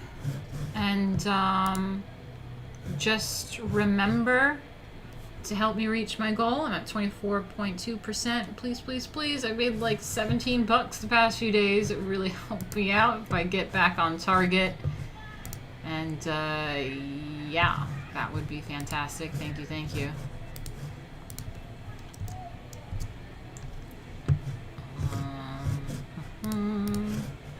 You can always do that by going to the link streamlabs.com/Martina Markota TV. Thank you. Okay, so where are we at? We're at leaving the table. So at the end of dinner, when the last dish of chocolates has been passed and the hostess sees that no one is any longer eating, she looks across the table. Oh, thank you, Stephen and Sue. I'm not done quite yet. I'm going to finish this chapter, hopefully. Yeah, let's finish this chapter. It's been 2 hours, but I want to be done with this. So leaving the table. At the end of dinner, when the last dish of chocolates has been passed and the hostess sees that no one is any longer eating, she looks across the table and, catching the eye of one of the ladies, slowly stands up. The one who happens to be observing also stands up, and in a moment, everyone is standing. The gentlemen offer their arms to their partner and conduct them back to the drawing room or the library. Oh, I love that. Or wherever they are to sit during the rest of the evening. Oh, I love that. I had a library once. Each gentleman then slightly bows, takes leave of his partner, and adjourns with the other gentleman to the smoking room, where after dinner coffee, liqueurs, cigars, and cigarettes are passed, and they all sit where they like and with whom they like and talk. So I love that. We need to take this shit back, guys. When we should be having formal dinners, no MAGA meetups in a bar. Okay, let's have some dinners. Let's have some little parties, and we have the men and women after engaging and turning the table and conversing with the people around you at dinner, and you have a lovely meal. You then say goodbye a little bit to your guest, man or woman that you're with, and you go into the drawing room or the library, the men, and they go off and fuck about like men, and they drink and smoke and talk about men stuff, and the girls get together and they gaggle on about stuff. That sounds fantastic. That sounds great. Think about having some couples. I'm married. If we just have a bunch of married friends or whatever, and we have get-togethers, and think about doing that. Me and Tiffany will go into a room and we'll chit-chat about what's his name? Mariano? And, they go off and the guys will talk about guy stuff. I love it.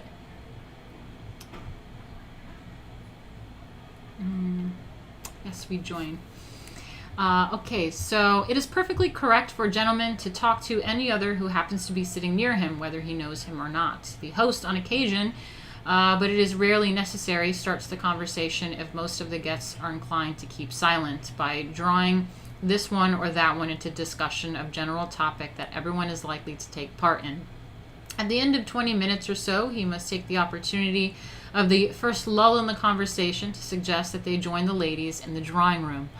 Then they join back together. That is so cute. Jay likes that kind of party.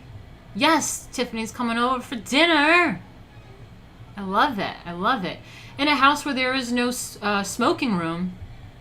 I don't have a smoking room. I might just light one up now because they mentioned smoking room. It sounds fantastic. Hard Chronic says he's always wanted to have a sports coat with tails. That sounds fun. Guys, let's do it. We'll have a little, stream dinner. Some of us are in the New York, New Jersey area. I know that some of you guys are, South Africa or Europe or California, but we'll try to make things happen. Maybe we can even do, a digital formal dinner. Not formal. It's not going to be formal. That's not for the novice to attempt. Remember, guys? Remember. I'd be a novice at the formal dinner. But we can have some sort of event, and that could be really fun. And even if you're there digitally, you can go into, the boy room or the girl chat room, and we can, hang out. Share vintage dinners. Aurora Borealis from Canada.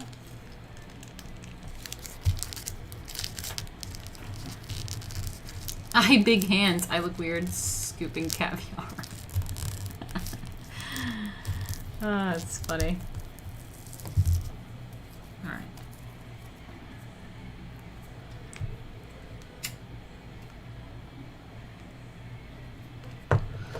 So where are we at? I hate noisy clubs too, Reggie. Me too. Okay, so in a house where there is no smoking room, the gentlemen do not conduct the ladies to the drawing room, but stay where they are, the ladies leaving alone, and have their coffee, cigars, liqueurs, and conversation sitting around the table. Love that. Love that. I think it's really important for the men and the women to kind of separate a little bit, do their thing. I love that.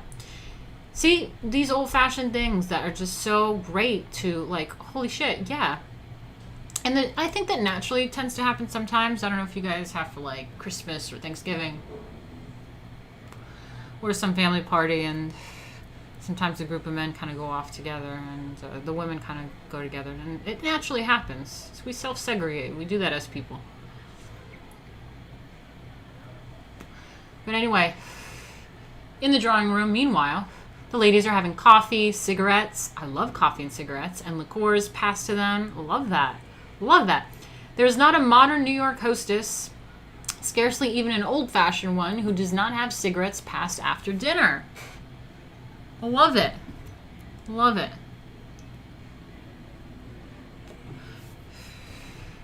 People are like, smoking is degenerate. I'm like, okay, you know what? You know how many housewives in the 50s fucking smoke cigarettes? Chill. At Emily Post says so herself. Okay. It's rarely seen, even in old-fashioned ones, who does not have cigarettes passed after dinner.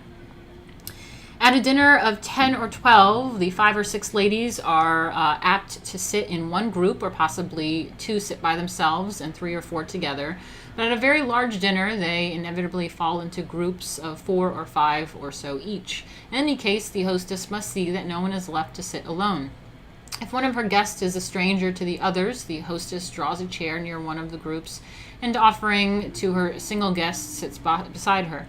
After a while, when this particular guest has at least joined the outskirts of the conversation of the group, the hostess leaves her and joins another group where perhaps she sits beside someone else who has been somewhat left out. When there is no one who needs any special attention, the hostess nevertheless sits for a time with each of the different groups in order to spend at least a part of the evening with all of her guests. I love that.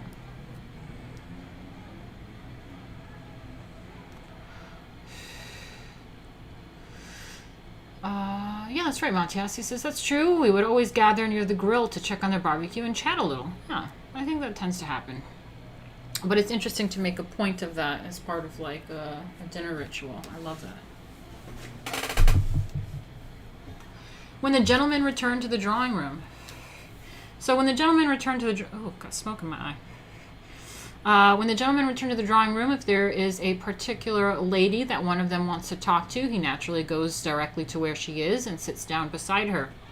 If, however, she is securely wedged in between 2 other ladies, he must ask her to join him elsewhere. Supposing Mr. Jones, for instance, wants to talk to Mrs. Bobo Gilding, who is sitting between Mrs. Stranger and Miss Stifley.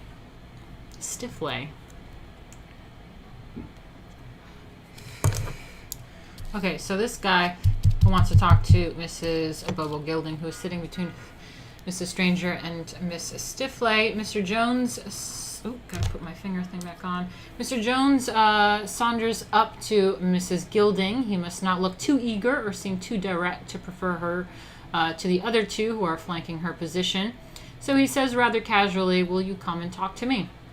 Whereupon she leaves her sandwich position and goes over to another part of the room and sits down where there is a vacant seat beside her. Usually, however, the ladies on the ends, being accessible, are more apt to be joined by the first gentleman entering than is one in the center, whom is impossible to reach. Etiquette has always decreed that gentlemen should not continue to talk together after leaving the smoking room, as it is not courteous to those of the ladies who are necessarily left without partners. At informal dinners, and even at many formal ones, bridge tables are set up in adjoining rooms, if not in the drawing room. Those few who do not play bridge spend a half hour or less in conversation and then go home unless there is some special diversion. So then people start leaving, and those that are playing bridge stick around and play some games. I like it. Yeah, that's right, Daniel. He says, yeah, I like how the hostess makes sure every guest feels welcome throughout. So yeah, that is the whole point of etiquette. And that's what people get wrong. So music or other entertainment after dinner. Very large dinners or 50 or over are almost invariably followed by some sort of entertainment. Either the dinner is given before a ball or a musical or amateur theatricals, or professionals are brought in to dance or sing. That's where I would come in. Or my other people, we had swing dancers. I'm friends with this band that would get hired with me all the time. They're like an old-timey band with the stand-up bass and the singer, and they all dress up. She has that old-timey mic. Fantastic. Live entertainment is so great. It's what we do in New York. Yeah, we have dancers, professional dancers that come in, and then they take up a little bit of like the dance floor a little bit. It gets everyone kind of in the mood, you know? And everyone's like, wow, that's so cool. That's so great. Oh my God, Carl, are you British? So Boxing Day every year, all the guys in the family go out into the pub. All the girls sort out dinner. Sounds about right. Okay. In this day when conversation is not so much a lost as a willfully abandoned art, People in numbers cannot be left to spend an evening on nothing but conversation. Grouped together by the hundred and with bridge tables absent, the modern fashionables in America and in England too are as helpless as children at a party without something for them to do, listen, or to look at.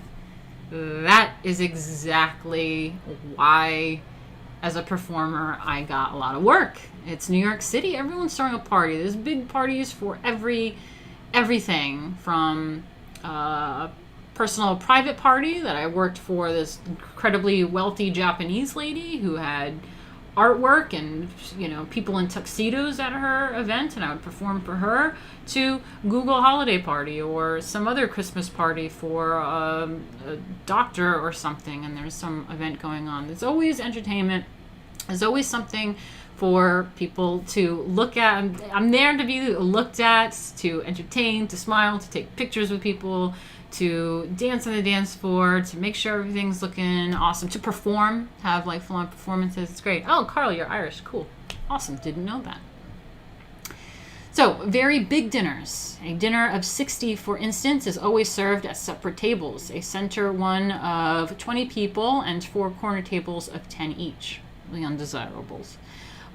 Just kidding. Or, if less, a center table of 12 and 4 smaller tables of 8. A dinner of 36 or less is seated at a single table. 36 or less. That's pretty random. But whether there are 18, 80, or 1 or 200, the sitting of each individual table and the setting of each individual table and the service is precisely the same. Each one is set with the centerpiece, candles, competitors, and evenly spaced plates, with the addition of a number by which to identify it, or else each table is decorated with different colored flowers: pink, yellow, orchid, white. Whatever the manner of identification, the number or the color is written on the corner of the ladies' name cards that go into the envelopes handed to each arriving gentleman at the door: pink, yellow, orchid, white, or center table. In arranging for the service of dinner, the butler details 3 footmen, usually, to each table of 10, and 6 footmen to the center table of 20. There are several houses, palaces really, in New York that have dining rooms big enough to seat 100 or more easily, but 60 is a very big dinner, and even 30 does not go well without an entertainment following it. Otherwise, the details are the same in every particular as well as in table setting. The hostess receives at the door. Guests stand until dinner is announced. The host leads the way to the guest of honor. Let me do this again. So everything's very particular, and it's the same no matter how small or big the party is. The hostess receives at the door. She greets everybody. Guests stand until dinner is announced. The host leads the way with the guest of honor.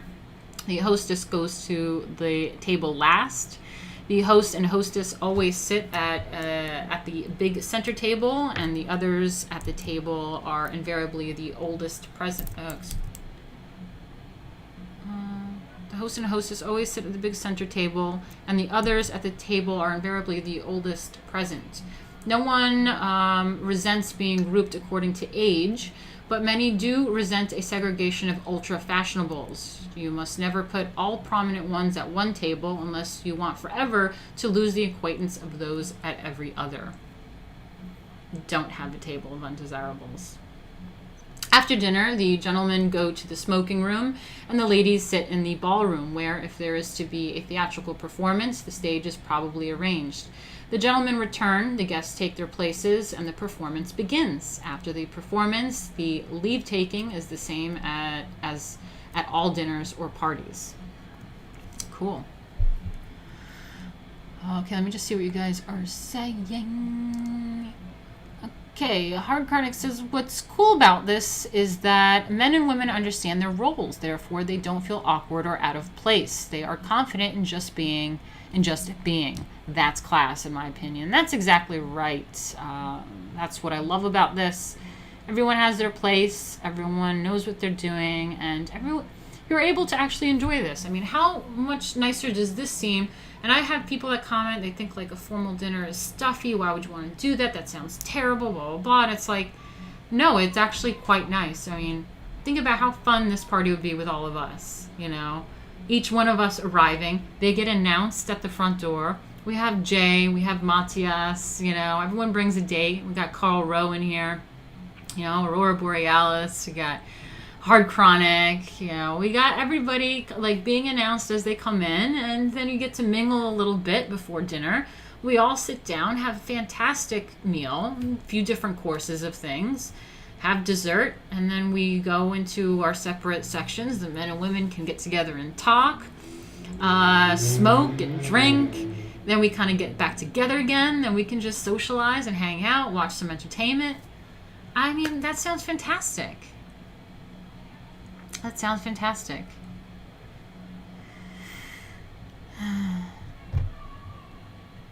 Okay, undesirables. Okay. Cool. So then there's taking leave. That the guest of honor must be first to take leave was in former times so fixed a rule that everyone used to sit on and on, no matter how late it became, waiting for her whose duty it was to go. More often than not, the guest of honor was an absent-minded old lady or celebrity who very likely was vaguely saying to herself, "Oh my, are these people never going to go home?" until by and by it dawned upon her that the obligation was her own. But today, although it is still the obligation of the guest who sat on the hostess' right to make the move to go, it is not considered ill-mannered if the hour is growing late for another lady to rise first. In fact, unless the guest of honor is one really, meaning a stranger or an elderly lady of distinction, there is no actual precedence in being the first one to go. If the hour is very early when the first lady rises, the hostess, who always rises too, very likely says, "I hope you are not thinking of going." The guest answers, "We don't want to in the least, but Dick has to be at the office so early." Or, "I am sorry, but I must. Thank you so much for asking us." Usually, however, each one merely says good night and thank you so much. The hostess answers, "I am so glad you could come," and then she presses a bell. Ooh, I love that.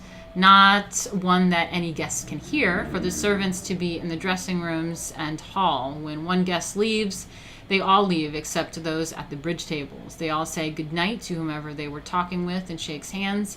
And then going up to their hostess, they shake hands and say, "Thank you for asking us," or "Thank you so much." "Thank you so much, good night" is the usual expression. And the hostess answers, "It was so nice to see you again," or "I'm glad you could come." But most usually all she says merely good night and suggests friendliness by the tone in which she says it. An accent slightly more on the good, perhaps, than the night. Good night. Okay, in the dressing room or in the hall, the maid is waiting to help the ladies on with their wraps, and the butler is at the door. When Mr. and Mrs. Jones are ready to leave, he goes out on the front step and calls Mr. Jones's car. The Joneses' chauffeur answers, "Here." The butler says to either Mr. or Mrs. Jones, "Your car is at the door," and they go out. The bridge people leave as they finish their games, sometimes a table at a time, or most likely two together. Husbands and wives are never, if can be avoided, put at the same table. Oh, okay. Young people, in saying good night, say, "Good night, it has been too wonderful," or "Good night, thank you so much." And the hostess smiles and says, "So glad you could come," or just "Good night." Good night. Okay. Let me just catch up with you guys a little bit. Matthias says, usually after the dinner party ends and the guests leave, the hostess would always clean the mess they left. Does this apply in this book as well? Probably not. I think they have servants to do that, but let's see. Let's see what she says. Okay. Mystery Purpose says, maybe not cool, but never a word about the women having a smoke. What's up with that? Oh, I don't know. It was probably not ladylike to smoke. When was this book written? This is in 1922. The Little Dinner. The Little Dinner is thought by most people to be the very pleasantest social function there is. It is always informal, of course, and intimate conversation is possible. since strangers are seldom, or at least very carefully, included. For younger people or others who do not find great satisfaction in conversation, the dinner of 8 and 2 tables of bridge afterwards has no rival in popularity. See, this is what we do. We do like a little dinner.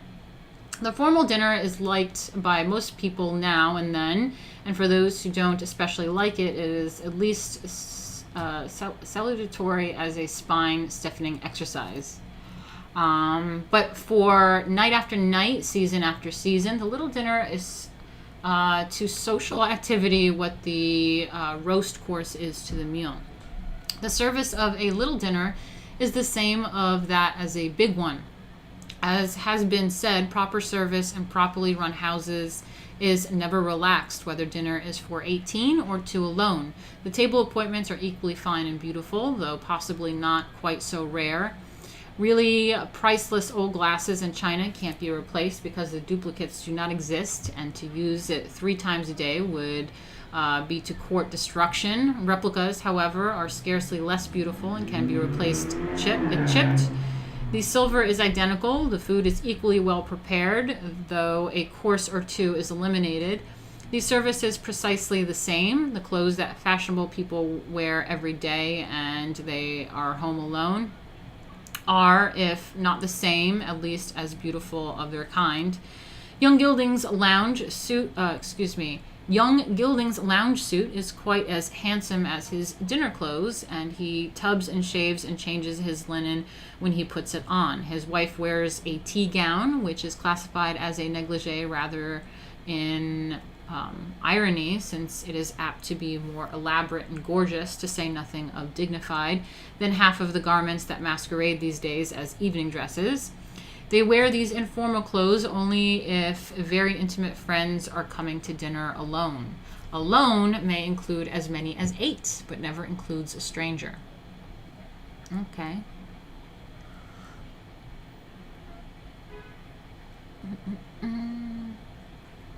Okay, so look at this beautiful little table setting. I can't wait to have this dinner party with you guys.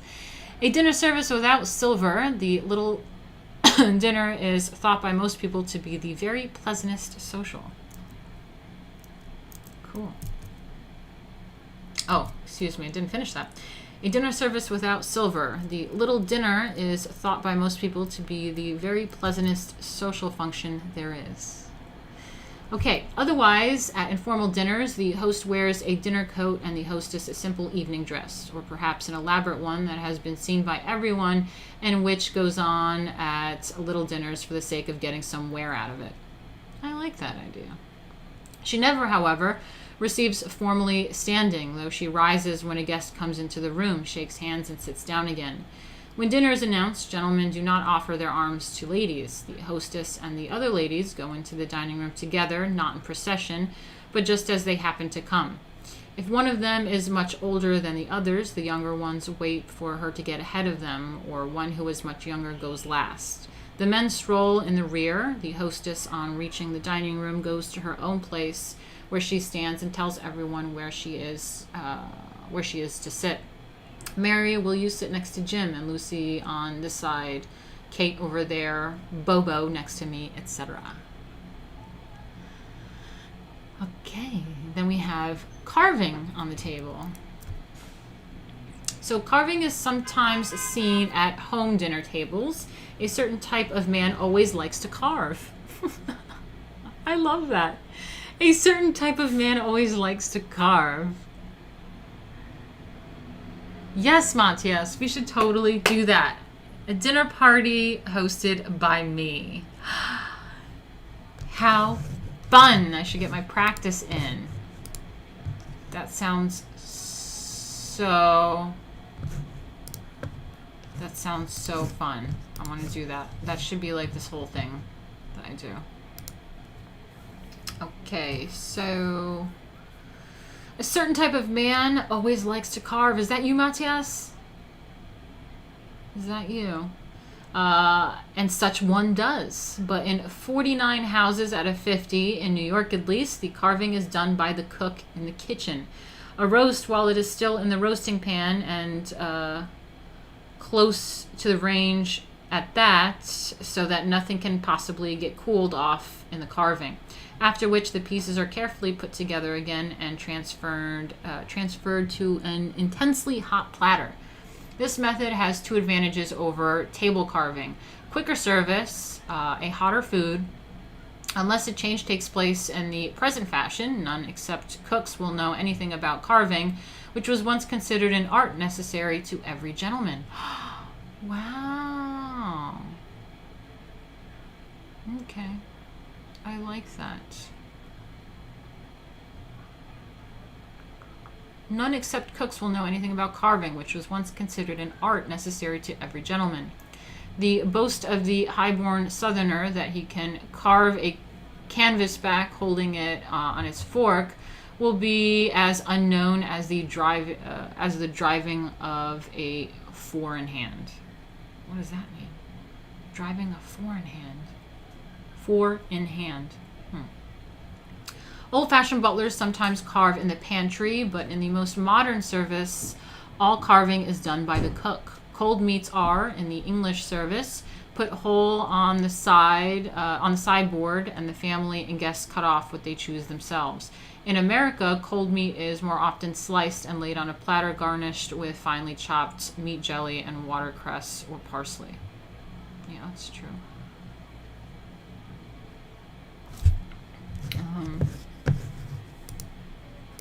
Let's see.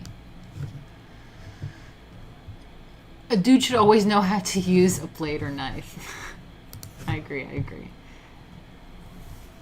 Okay. All right. So this is the last section in this chapter, finally, and it's the stag or bachelor dinner.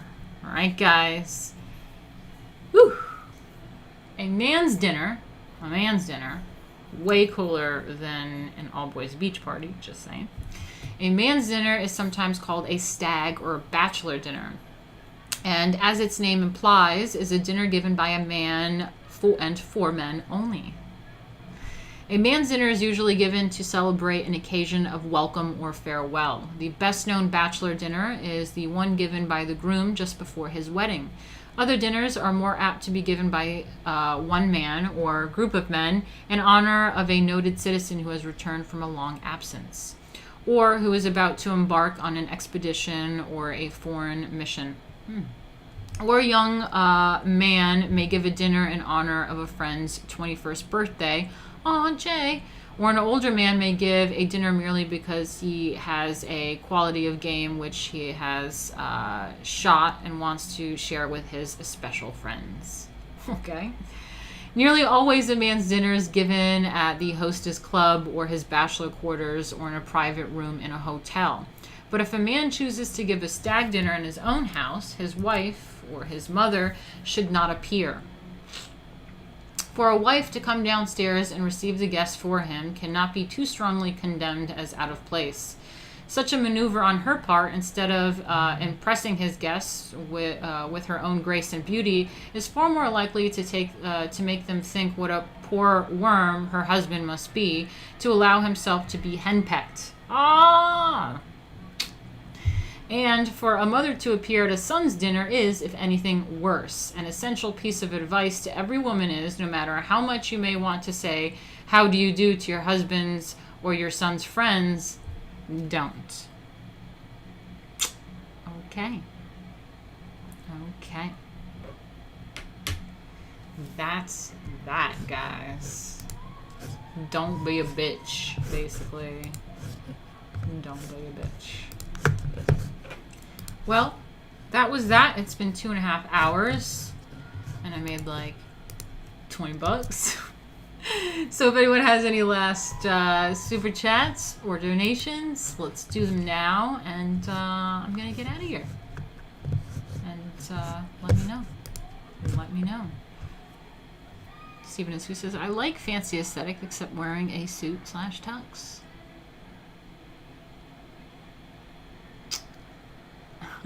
No, not wood carving. All right. Yeah, that's that, guys. Let me know what other questions and concerns you have.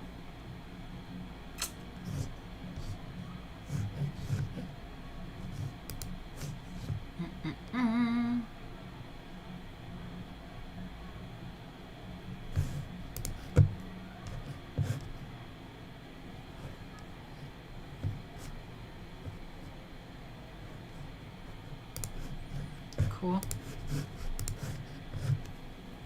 Oh my god, nothing? You guys got nothing for me. That's it? Just silence over there? Okay. Heart Chronic says, I left a few bucks in PayPal. Thank you for helping me brush up on my etiquette. You're welcome. I love it. Thanks, Matthias. It's so nice having you always. Thank you, thank you. Appreciate that. Stephen is who has something to tell me? Okay. Thanks, Aurora. I appreciate that. I appreciate that. We'll say, ooh, they're cheering out there too. Okay. Okay. Let's give it a few minutes.